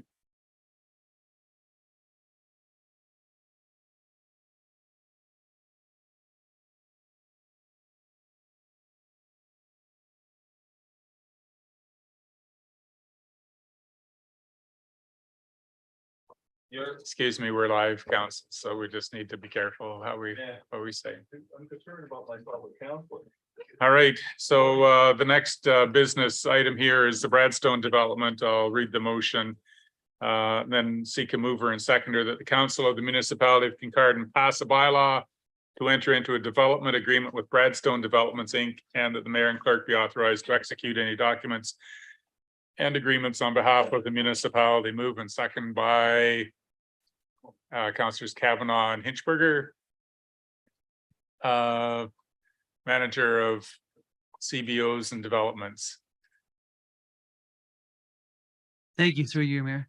Yes, this process and the agreement here was the process after our site plan agreement, which council passed previously. We went through the holding removal provision. We lifted that too as well. So with the site plan agreement we entered into, we added some pre-servicing conditions, and the vacant land condominium agreement, which the development agreement, same thing that we're going through. That's going to be the driver for certain conditions of the site plan agreement. And that has some staging provisions set in there, stages 1, stages 2 of certain benchmarks to get completed as they go through their infrastructure installation, whether water, sewer, storm, road bases. So we'll have engineering sign-offs at that point. And using that development agreement, we also use that as the driver for the county conditions for the vacant land condominium. So the development agreement is the final stage of the agreements to get this process rolling so that developer can move ahead with his development.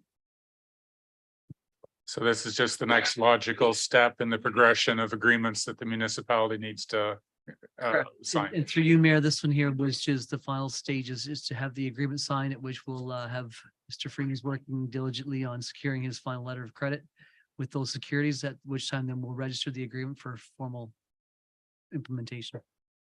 Okay, questions from council? Councillor Stewart, please. Just one, how fast can we get this done?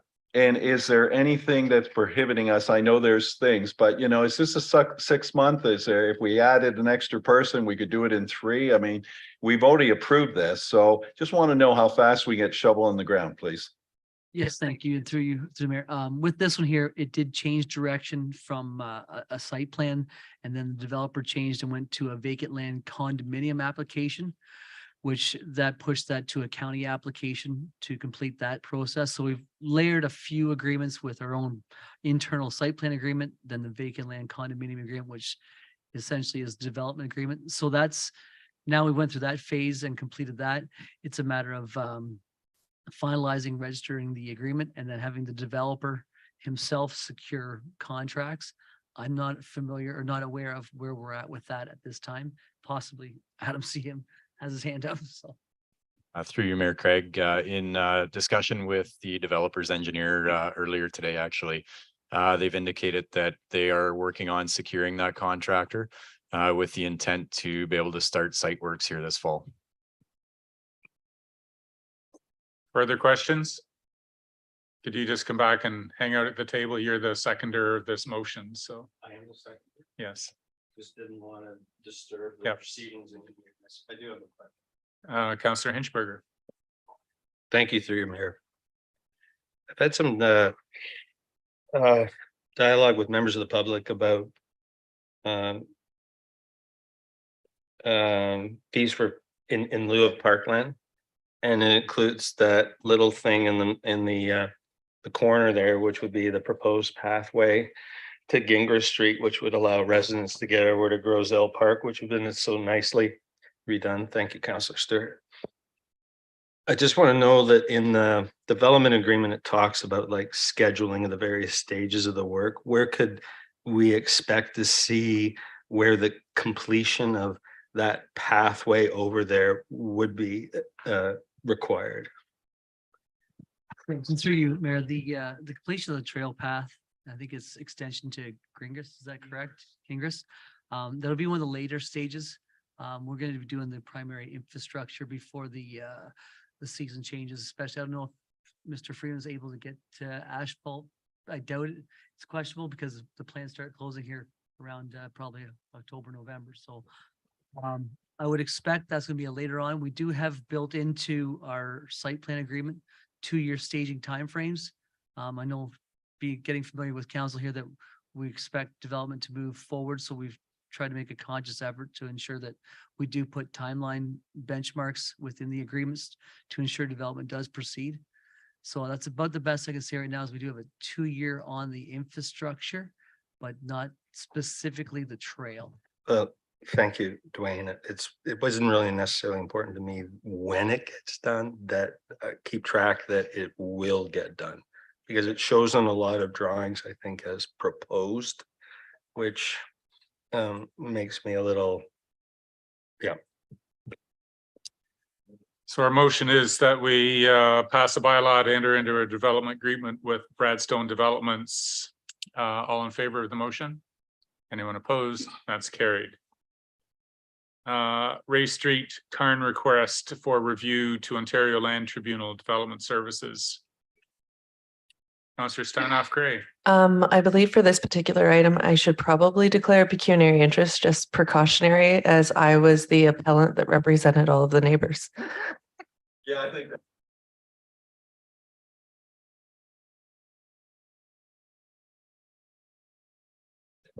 So we'll need a mover and seconder. The council direct staff to submit to a request for review to the Ontario Land Tribunal to confirm that the approved stormwater design and site layout aligns with the tribunal's decision for case number PL 190104. Moved by councillors Hinchberger and Stewart. Adam, please. Right, thank you through you, Mayor Craig. So this particular file did go through an LPAT hearing process. And with that, there was a decision rendered, which deemed that the development did align with, a number of policies and addressed concerns and could proceed. With that, it did have a few conditions within that decision paper. One of those being that we had to seek endorsement and approval from the Conservation Authority and the municipal engineer on an aligned outcome for the stormwater management. So if we take a look back at when the proposal was first appealed, envision it that somebody drew up on a piece of cardboard what they envisioned as their vision and their plan to develop that site, and they brought it forward and said, county, I would like to amend, how these lands can be used, and started through that process with what that hand sketch was. Through that, we were able to get through the appeal process, and then you start into the detailed technical design and review. So any of your supporting studies, all of your detailed engineering. And so through that, as we started looking at it, the realization is that two things. One, the appropriate outlet for the site was actually at Ray Street. And two, the topography of the site did not work to move water by gravity uphill. So the existing storm pond was proposed in the southeast corner of the site, and it is now proposed on the new site plan in the northwest corner. So in closer proximity to both Highway 21 and Ray Street. So if you were to come into the site off of Ray Street, you would be coming in the driveway for this development as a whole, and to your left-hand side, you would then come across the stormwater management pond for the overall build. So in seeking legal advice, just due to the nature of the file as a whole, the LPAT decision referenced the exact drawing, including the date, drawing number, etc., that was approved as part of that LPAT decision, which that site plan has now changed and is no longer applicable. So there are a couple steps that can take place. The first being that if it was deemed a change that was deemed minor in nature by the OLT, they could simply just look over the submission, providing parties are supportive of that, and make a minor amendment to the decision that was rendered. If it's deemed that it's more significant in nature than that, then we would open up a hearing process on the file again. So in terms of our side of things from the developer and municipality, we had planning staff both on Cobite Engineering, who is the retained engineer for the developer, as well as county planning staff take a look and confirm or comment, which did confirm that the changed alignment of the development still meets the original intents and still aligns with good planning practices. On the municipal side, we looked at it from a technical aspect and ensured that there were no issues in terms of impact to neighboring lands and whatnot from a stormwater perspective. And so we were able to check those off. So with that, each of those parties involved have signed affidavits that will be submitted with that package that would go to OLT for consideration. On our end, one of the things that I will note as well that was contentious or a concern through the OLT review is that the original site layout, when you came in off of Ray Street to your right, so to the west side, was a single family residential home that was to be built on a lot there.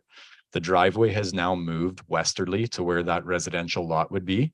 And what that's allowed us to do is that the driveway coming in and out of this proposed development site will no longer actually direct headlights from vehicles into the living room and kitchen of the house across Ray Street on the north side.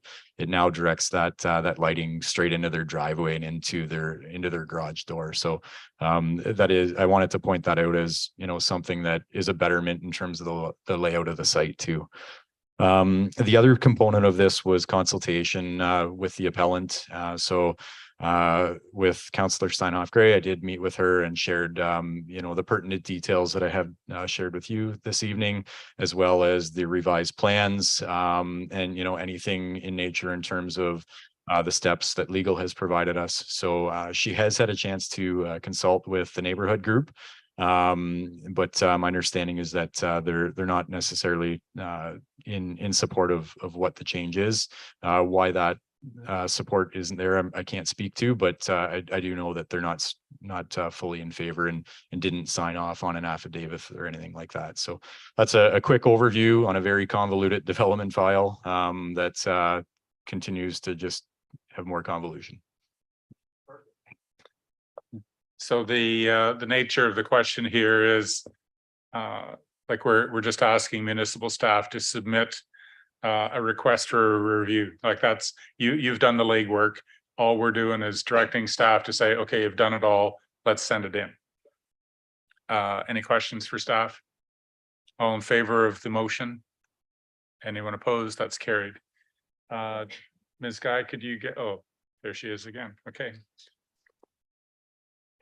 Transfer of easement, Keldon Development.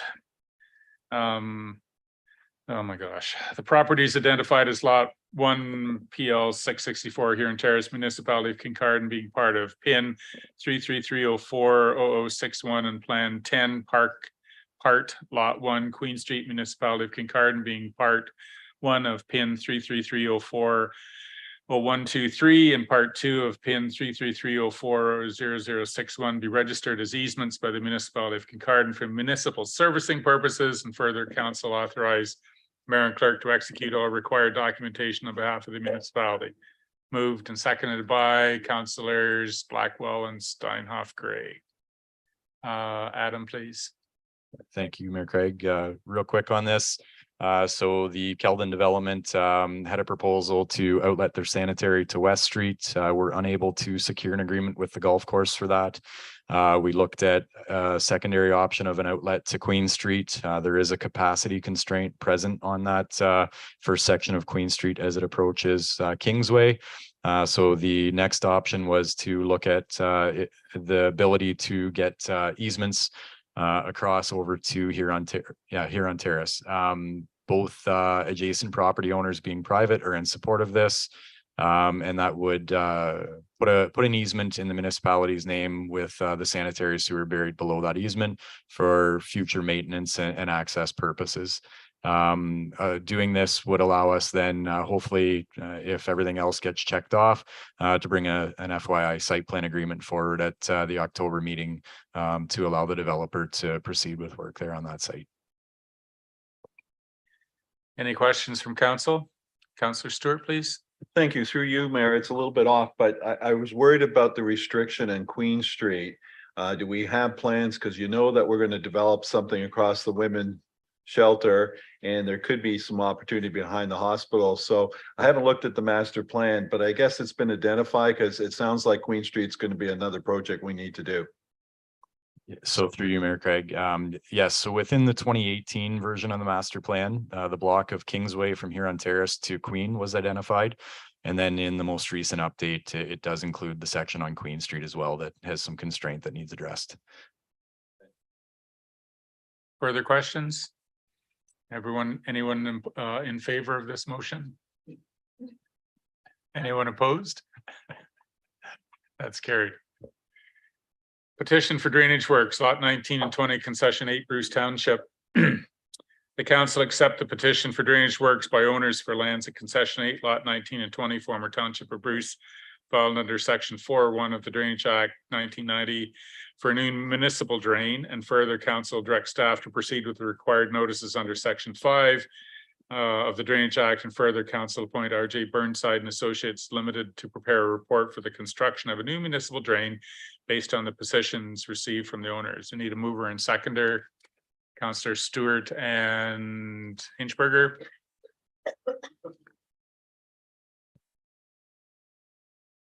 Ms. Laurie.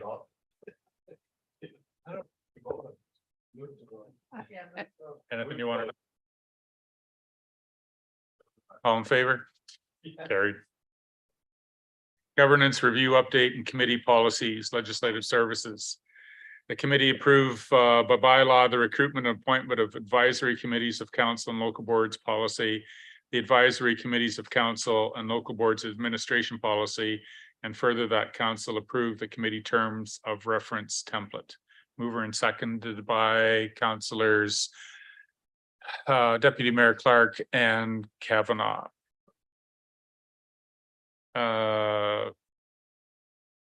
Clark, would you like to talk anything about this first?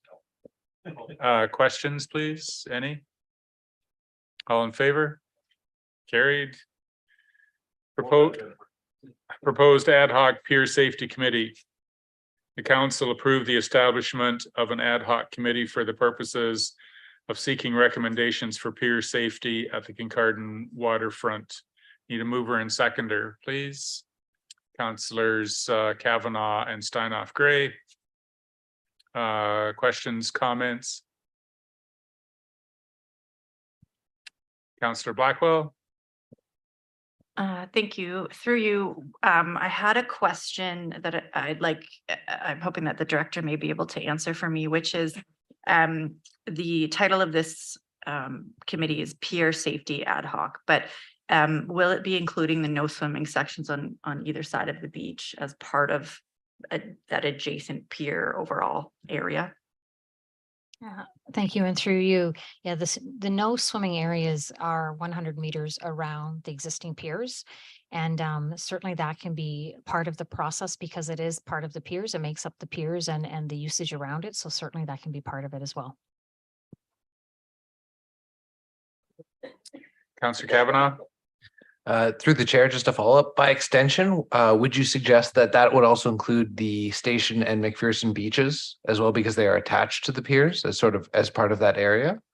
Or would those in your mind fall outside the terms of reference of the proposed committee?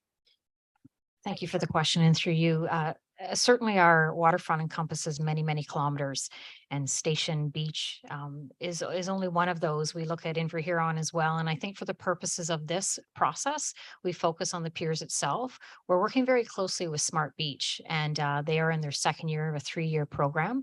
We have recommended that they make up the composition as well for this group.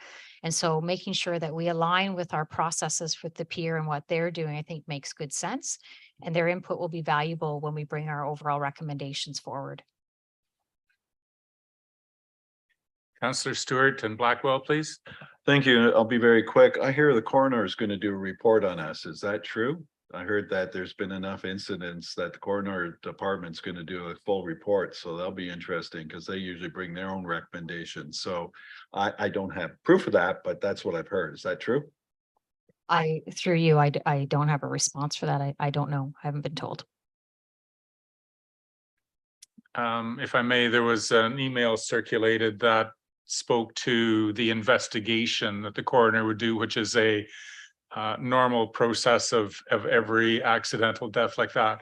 Whether that involves into an inquiry is a totally different question. Thank you very much. Yeah. Councillor Blackwell, please. Thank you. Through you, another question for the director. One of the things referenced in the terms of reference is that the committee will report back to council at the end of its mandate, which would be in February, with a set of recommendations. Knowing that we have some recommendations that are generally agreed on or that could come forward earlier than February, and recognizing that we're promoting our beachfront as a year-round destination, is it not possible for that committee to also bring forward recommendations such as ladders on the pier, or other safety improvements on an ad-going basis, rather than us waiting until February? And if we know that they could be something we could be implementing as soon as possible. So that would include like signage or an ad. So that is just the timing of the recommendations. Will we wait till the end, or can it be a phased thing? Thank you for the question, and through you, my recommendation would be that we wait until the entire report is presented to council. I would not want to proceed with some proposals that we don't have time to investigate if it's the right process. So I'll use ladders as an example.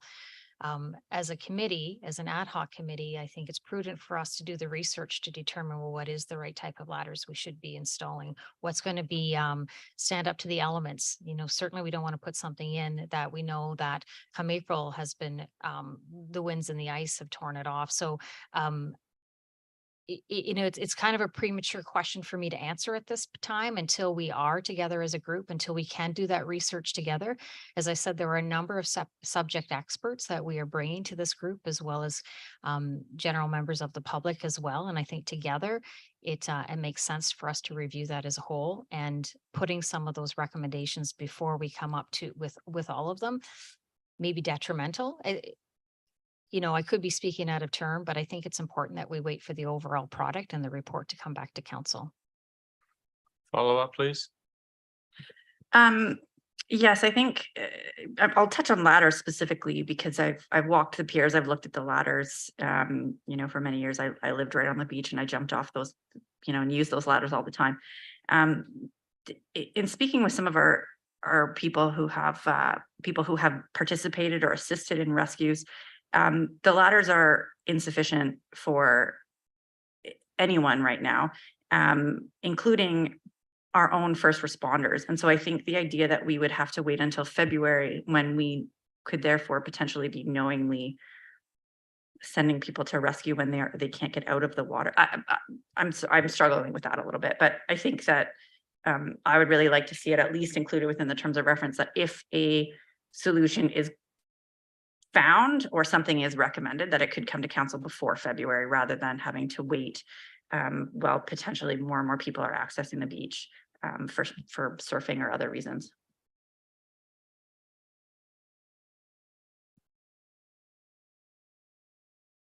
Councillor Hinchberger, please.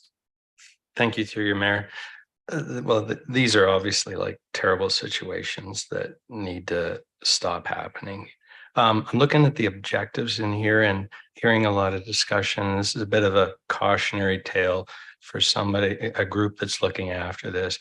There will be a tendency in committees or organizations like this to rush toward identifying solutions. I think that it's important, having a long history with doing things like causal analysis on events, that really it's boring, but a lot of time should be spent on the upfront examining each occurrence and attempt to identify the causes of these, and then tailor your actions to that, not work in the reverse. So just do better than I've done in the past. Thanks. You were. So if I may take the opportunity to interpret, it means you were not disagreeing with Councillor Blackwell, but just asking the process to slow down so that, like, you don't rush into, let's fix the ladders first. Okay, let's look at the process as a whole, make sure that we see it as a big picture project rather than let's fix this now right away and then fix something. Yeah, okay. There might be some interim things you might take really quickly, but the process matters. That we don't want to do this again. Councillor Kavanaugh and then Steinhoff Gray, please. Oh, thank you. No, if you want, I can defer to Councillor Steinhoff Gray first. I was going to make an amendment to the motion. That's allowed? Sure. Thank you. Through you, Chair. And I obviously don't want to dilute the scope of this, but like to your point, Jane, we do have a lot of beachfront, and I'm reflecting back on my recent attendance at the IDRA, so the Inver Huron District Ratepayers Association, if I have that correct. One of the things that they've been doing is creating kind of their own life-saving stations, and I know they've been compensating members who will buy life preserves that live on entrance points so that they can be kept out of those cottages so that anyone can get access to it. I'm not suggesting that we expand the scope, but if there is a set of I guess what I'm saying is if there's some kind of principle that can be applied elsewhere, I would hope that we would document that based on this window or lens that we're looking at. If we can find a way of making sure those materials are available, if you come to some solution. I know things go missing, which is the biggest problem, but I would like a formula we could apply in other areas.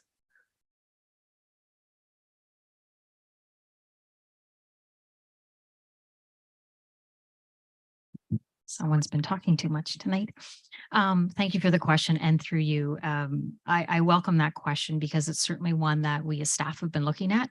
One of the recommendations through the Waterfront Master Plan was the development of a waterfront maintenance plan. The park supervisor and myself will be embarking on that throughout the course of the winter. And within that, we will recognize key requirements, a minimum level of service, I'll call it for lack of a better word, for different areas along the beach and what we as a municipality will provide. And life-saving stations is certainly one of them, and designated areas. And it also includes amenities such as garbage cans, possibly porta potties, things like that. And that will be based on our budget as well. So you can look forward to something coming along with that, with those recommendations as we work through that throughout the course of the winter. I just want to say thank you for that. That's really great to hear. Councillor Kavanaugh. Thank you very much. And through the chair, I want to say thank you to staff for all their hard work. This is one of the first committees to come online after the governance review. And so there's been significant thought into putting in how it comes together and overhauls. However, I feel that it would probably be best in this case for the whole community to consider a more holistic approach. So I'd like to make an amendment to the motion, which would be that council approve the establishment of this ad hoc committee for the purposes of seeking recommendations for pier safety at the Kincardine waterfront. And this is where the amendment comes in, and the immediate adjacent waterfront areas near Station Beach and McPherson Beach. And further, that council approve the terms of reference as amended.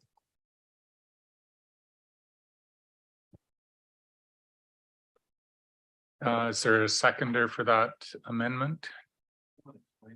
Deputy Mayor Clark. Okay, Councillor Kavanaugh, can you be a little more specific in what you mean by immediate?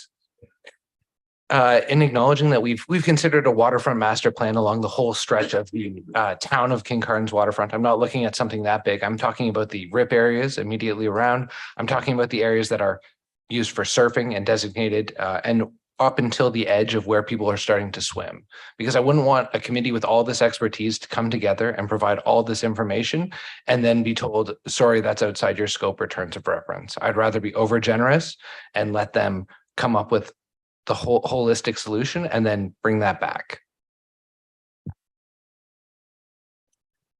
Director, would you like to comment, and then I'll go to Councillor Blackwell. Yeah, Deputy Mayor did. Thank you for the question, and through you. My only comment back was that is that I caution us and not duplicating what has already been done by the good work of the Smart Beach. and jeopardizing all of that work that's been done to date. I think we need to be a little bit patient until we see their results as well. Hence the reason why we have recommended that Smart Beach representatives make up the composition of this ad hoc committee so that they can bring the work that they've done to date and marry it with what we're looking at with the peers. I think together they will work in unison and you'll still get some great recommendations that come out.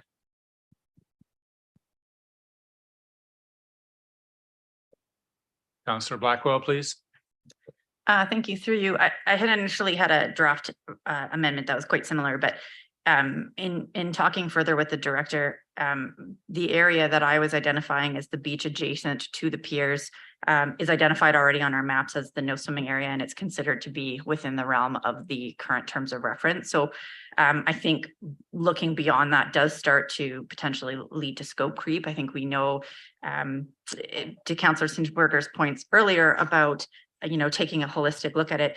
This isn't necessarily a new issue. There was a safety report done in 2016 in reference to earlier drownings that had happened through beach access in that very specific area. So I'm comfortable with the terms of reference as is, including the representation from Smart Beach.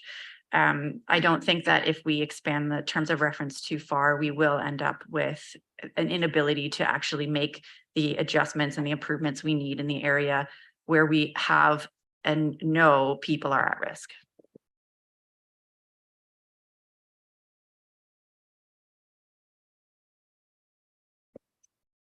So we have an amendment that's been proposed to the original motion.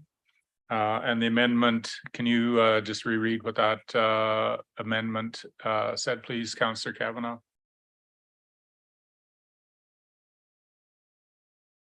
Just the amendment.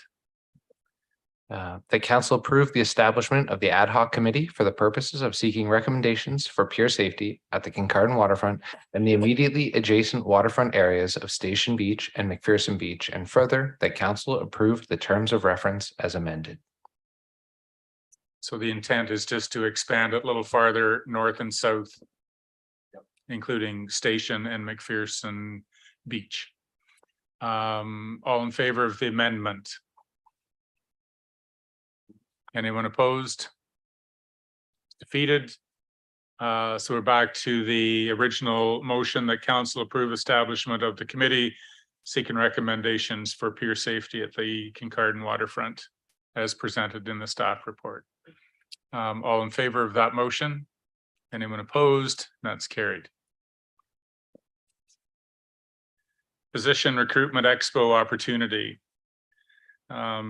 Here's the motion. I'll ask for mover and seconder that council approve the international travel required for municipality of Kincardine staff to participate in 2 international physician recruitment expos within 1 trip as per policy GG 1.4 and described in the report strategic initiatives 2023-08. We need a mover and seconder for that by Councillors Stewart and Hinchberger.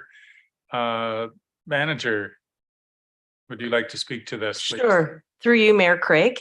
I also want to mention that Crystal Murphy is online. If you have any questions of her, the municipality of Kincardine has been invited to attend 2 physician recruitment expos, the Casper Repatriation Expo in Dublin, Ireland, and the Royal College of General Practitioners exhibition in Glasgow, Scotland. Per the municipality's conference and conventions and the expense policy, a council resolution is required to approve for international travel for staff. And the physician recruiter would attend with a group of physician recruiters from Ontario, each with their own, representing their own community, as well as the Southern Ontario Physician Recruitment Alliance. This is really the first time that there's been this Canadian organized expo and that it's been offered to the municipality. And it's really an incredible opportunity to engage with potential physicians and promote Kincardine and gather leads. And I just also want to mention that we would readjust the budget. So we're not asking for additional funds for this. We're readjusting our budget, and then this would cover the cost of this amazing opportunity. Questions? Councillor Stewart, please. I can support this. There's a lot of Canadians go over there to actually get their doctor degree.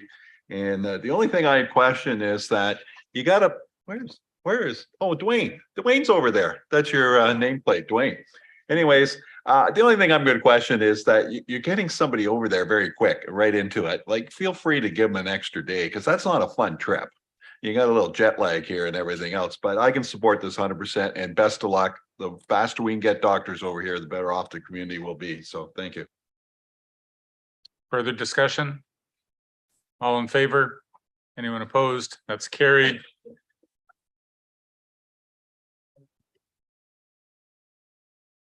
No additional items. Okay, we're in 7.1, notice of motion prior to the meeting. Okay, so we have a resolution moved by Andrea Clark, seconded by Bill Stewart, that staff be directed to prepare a report with recommendations for council's consideration related to the Secord Monument, including possible options for public engagement. Comment? Deputy Mayor, is it pretty straightforward? Thank you, Mayor, through you. Yeah, I think it is a straightforward motion this evening. The first part of it is looking for staff really to come back with some recommendations on all aspects of the monument. And the second part is that of community engagement. I'm particularly keen to ensure that there is some form of community engagement. I think that's a real emphasis I have in relation to this monument, that there needs to be some dialogue with the community for a number of reasons. But one of it is that if we're looking at deconstructing perhaps some legacy exclusion policies that we had, or we're looking at a grander scheme of equity within the community, that it's important that we have that dialogue. In addition to that, I think just for the sake of democracy, we need to engage the public. We need to find a way that we can do so in a manner that allows everyone to have a voice and to be heard. So the community engagement for me is probably the most important part before we can make any decisions in relation to where we go next. All in favor of the resolution? It's carried.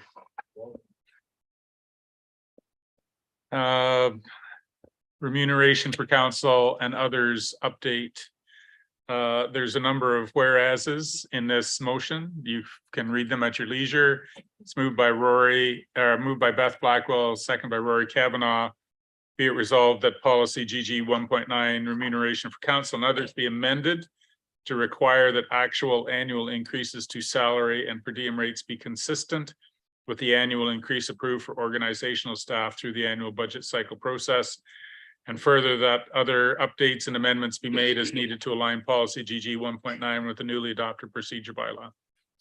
So that means that instead of our remuneration being directly tied to CPI, it is tied to the rate that is established for staff. Okay, so Beth can't move it. We need a mover for this. Deputy Mayor Clark, seconded by Rory. All in favor, or is there any discussion? Councillor Stewart. Thank you. Through you, Mayor. What have, I don't have a clue, and I'm sorry, the amount of money that we make is minimal. What has been the rates for the last 3 or 4 years? I mean, has it been high, low? I don't have a clue, guys. CPI, whatever that's been, that's what you've got.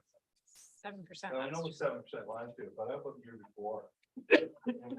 Whatever it was. Whatever. Yep. Did we get weekends off? Every. All in favor? And that's carried. Short-term rental accommodations moved by oh, she's not here. Moved by Mike Hinchberger, seconded by Mike Hinch. No, can't do both.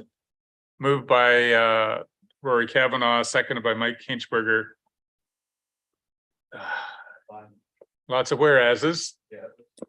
Be resolved that the municipality of Kincardine requests the government of Ontario to establish a provincial regulatory framework for short-term rentals as soon as possible to reduce the administrative and financial burdens borne by municipalities, particularly those in small rural areas, and legislate platform accountability for services such as Airbnb and Vrbo, requiring them to validate business licenses or permits and to remove listings that do not comply with relevant provincial and municipal regulations, and work with Impact to explore options to split or change property classification so the commercial hospitality focused use of a property for short-term rental accommodations is accurately reflected in property tax assessments and rates, and increase provincial contributions to affordable and subsidized rental housing to address the disruption to long-term housing stock caused by the growth in short-term rentals. Further, a copy of this resolution be forwarded to the Premier of Ontario, Minister of Municipal Affairs and Housing, local MPPs, and the Association of Municipalities of Ontario.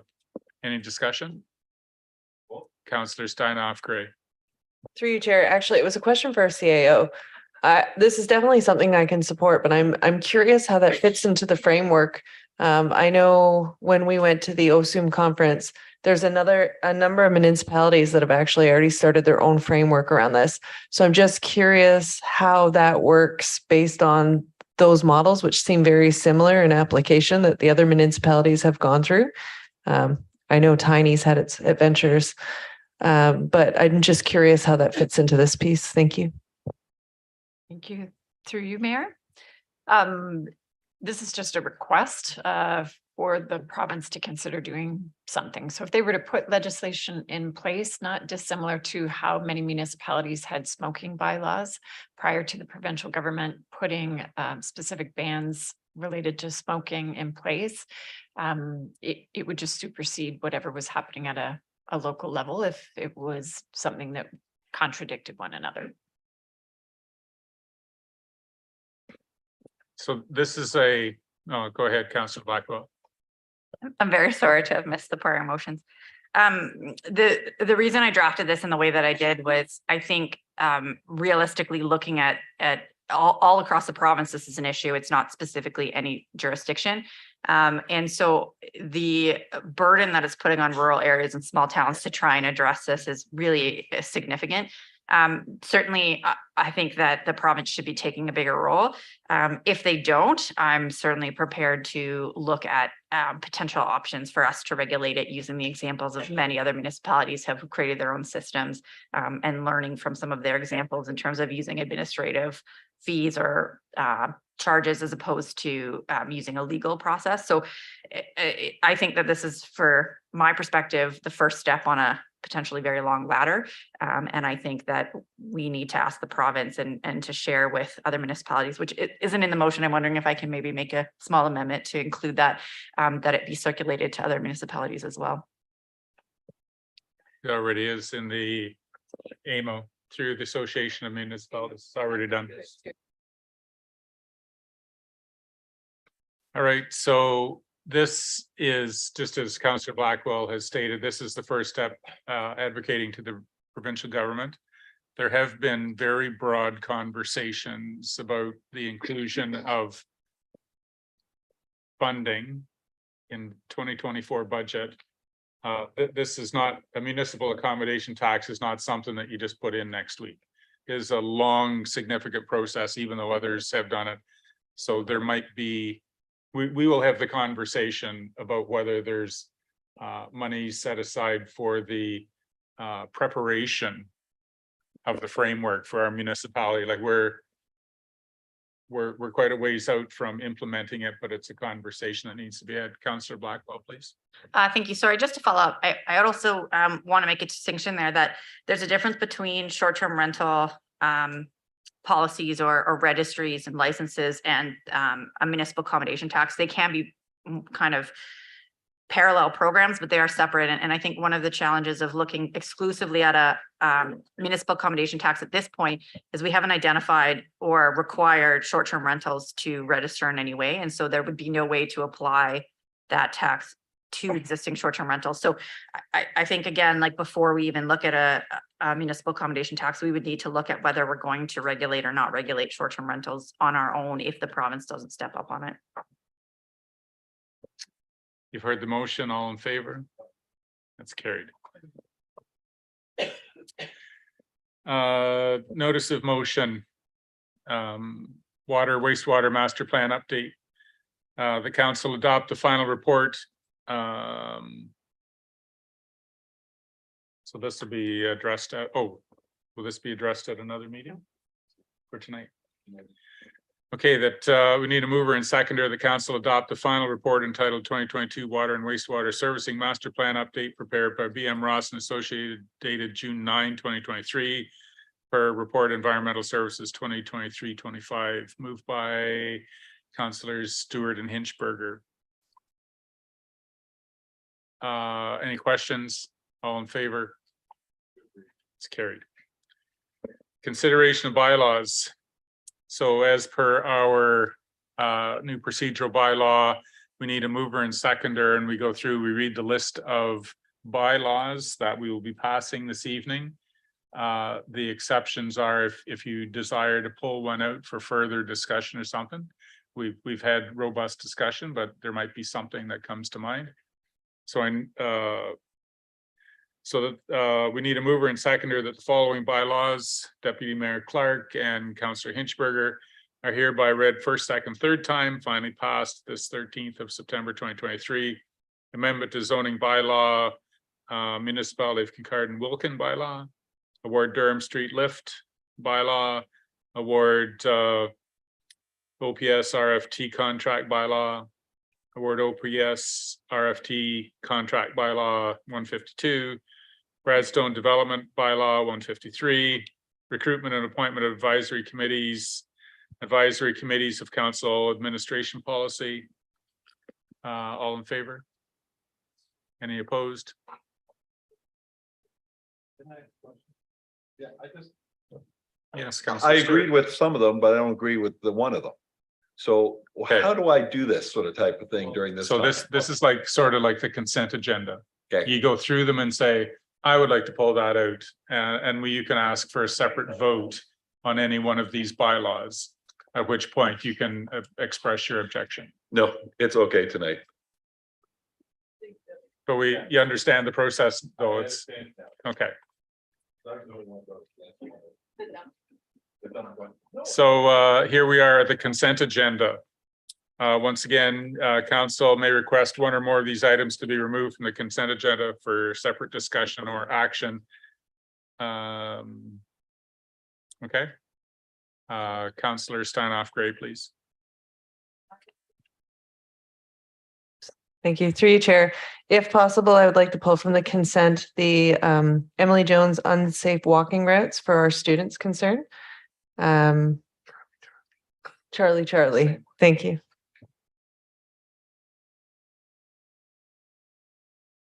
Councillor Blackwell. Thank you through you. That was the same one that I was intending to pull, so I'm good. Is the request for discussion this evening a further report? What's the intent of pulling that report? I wouldn't mind discussing it tonight if my fellow councilors are amenable, or we can pull it for a following meeting. Okay. Yeah, you want to know? I can give you a very quick overview of where we're at. So when we became aware that there was a change in terms of the school bus providing pickup to kids who were not eligible for it, they were no longer going to be providing that. We reached out to the principal. I don't believe that we've had any feedback yet, but we're happy to have that discussion. Taking a look at what are the routes available. And we haven't had a request specifically from the school about this. But the suggestion that we have made, and I think through Councillor Blackwell, this has been made to families.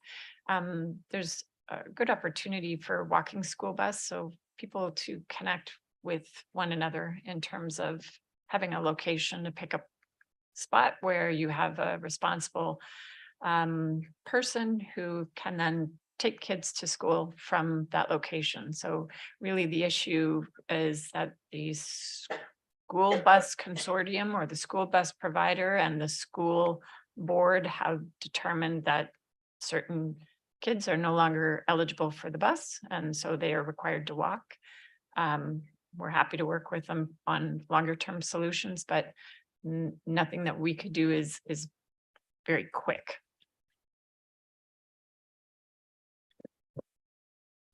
I hear your concerns. I think a better path forward, rather than working on it tonight, is to work in conjunction with staff to bring forward a motion of some sort, either directing staff to bring a report, directing whatever it is. Tonight, we've heard a broad overview. We know that there's concern. We're gonna bring it out, but you can get better results if we deal with it as part of the meeting in 2 weeks to, you know, this is what we think staff might do. Councillor Stanoff Gray, please.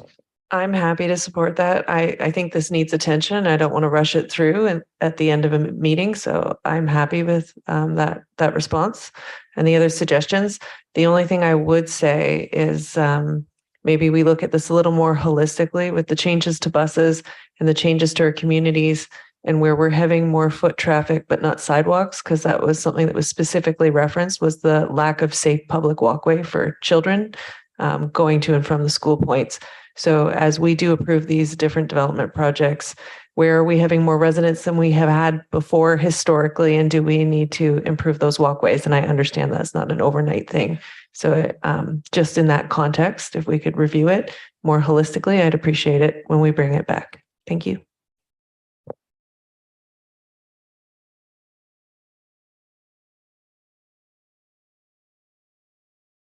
So we need a mover and seconder that council approve the recommendations contained in the consent agenda, except Charlie something. Dated September 13, and direct staff to proceed with necessary administrative actions. Moved by Councillor Stewart and Deputy Mayor Clark. All in favor? That's carried. General announcements.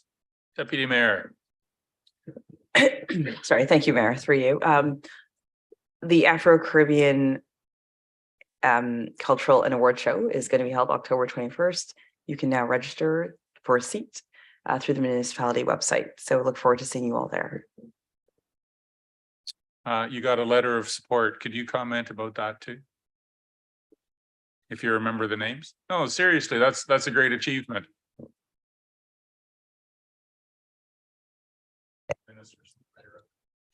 Yes, there was a letter of support that came through from the Minister of Multiculturalism, I believe, recognizing Kincardine Council for actually promoting inclusivity and diversity and equity through this event, which has been a real push and team effort, and being led by Lori Fiozzi.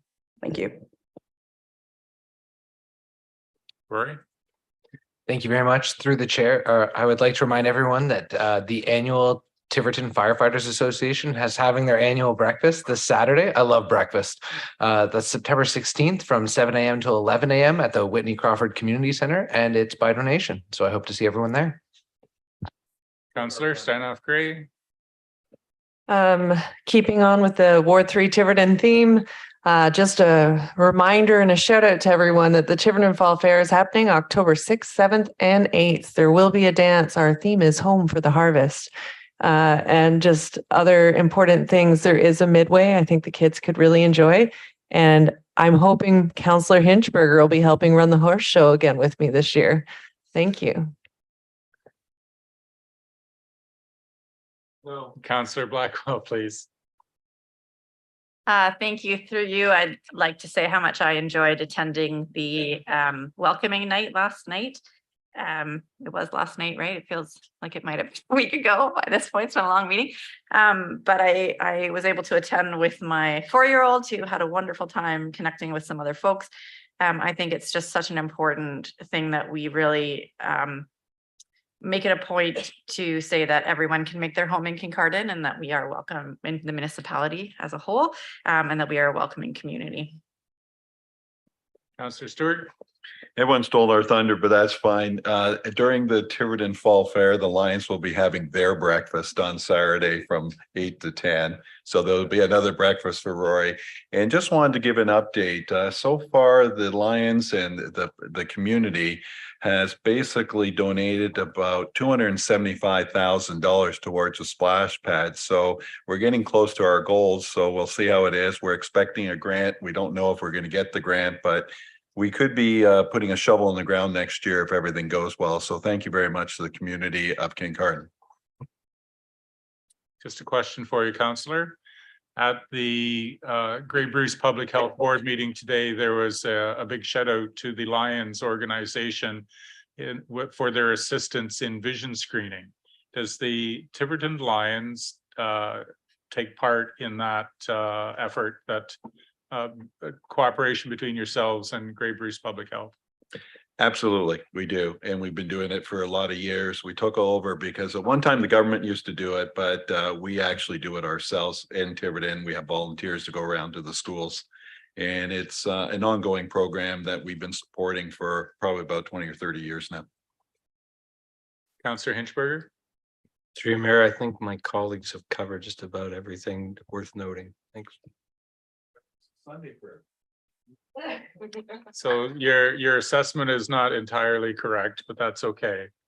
The Healthcare Foundation Radiothon is at Trillium Court this Friday. It's from 10 to 3. There's lunch available. I believe they're having it outside. There's been a couple of COVID cases inside, so they're just taking some caution.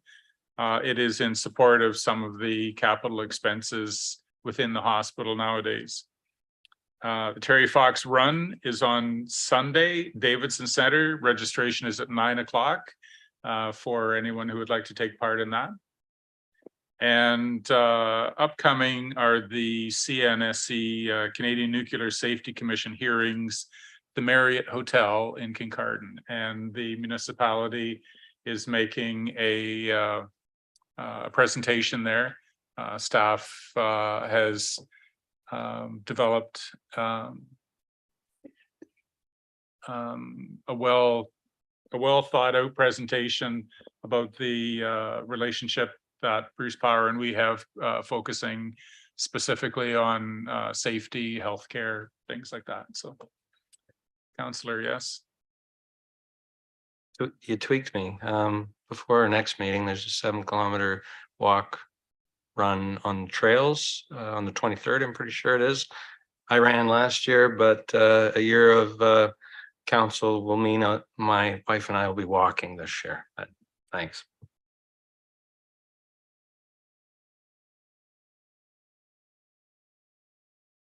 All right, we need a mover and seconder that the bylaw to confirm the proceedings of the council of the corporation of the municipality of Kincardine, September 13, 2023, to be deemed to be read first, second, and third time, finally passed number to bylaw number 2023-156, moved and seconded by Councillor Steinhoff and Deputy Mayor Clark. All in favor? Yes. And we need a mover and seconder that this council adjourn at 7:55, moved by Rory and Mike. All in favor? Go home.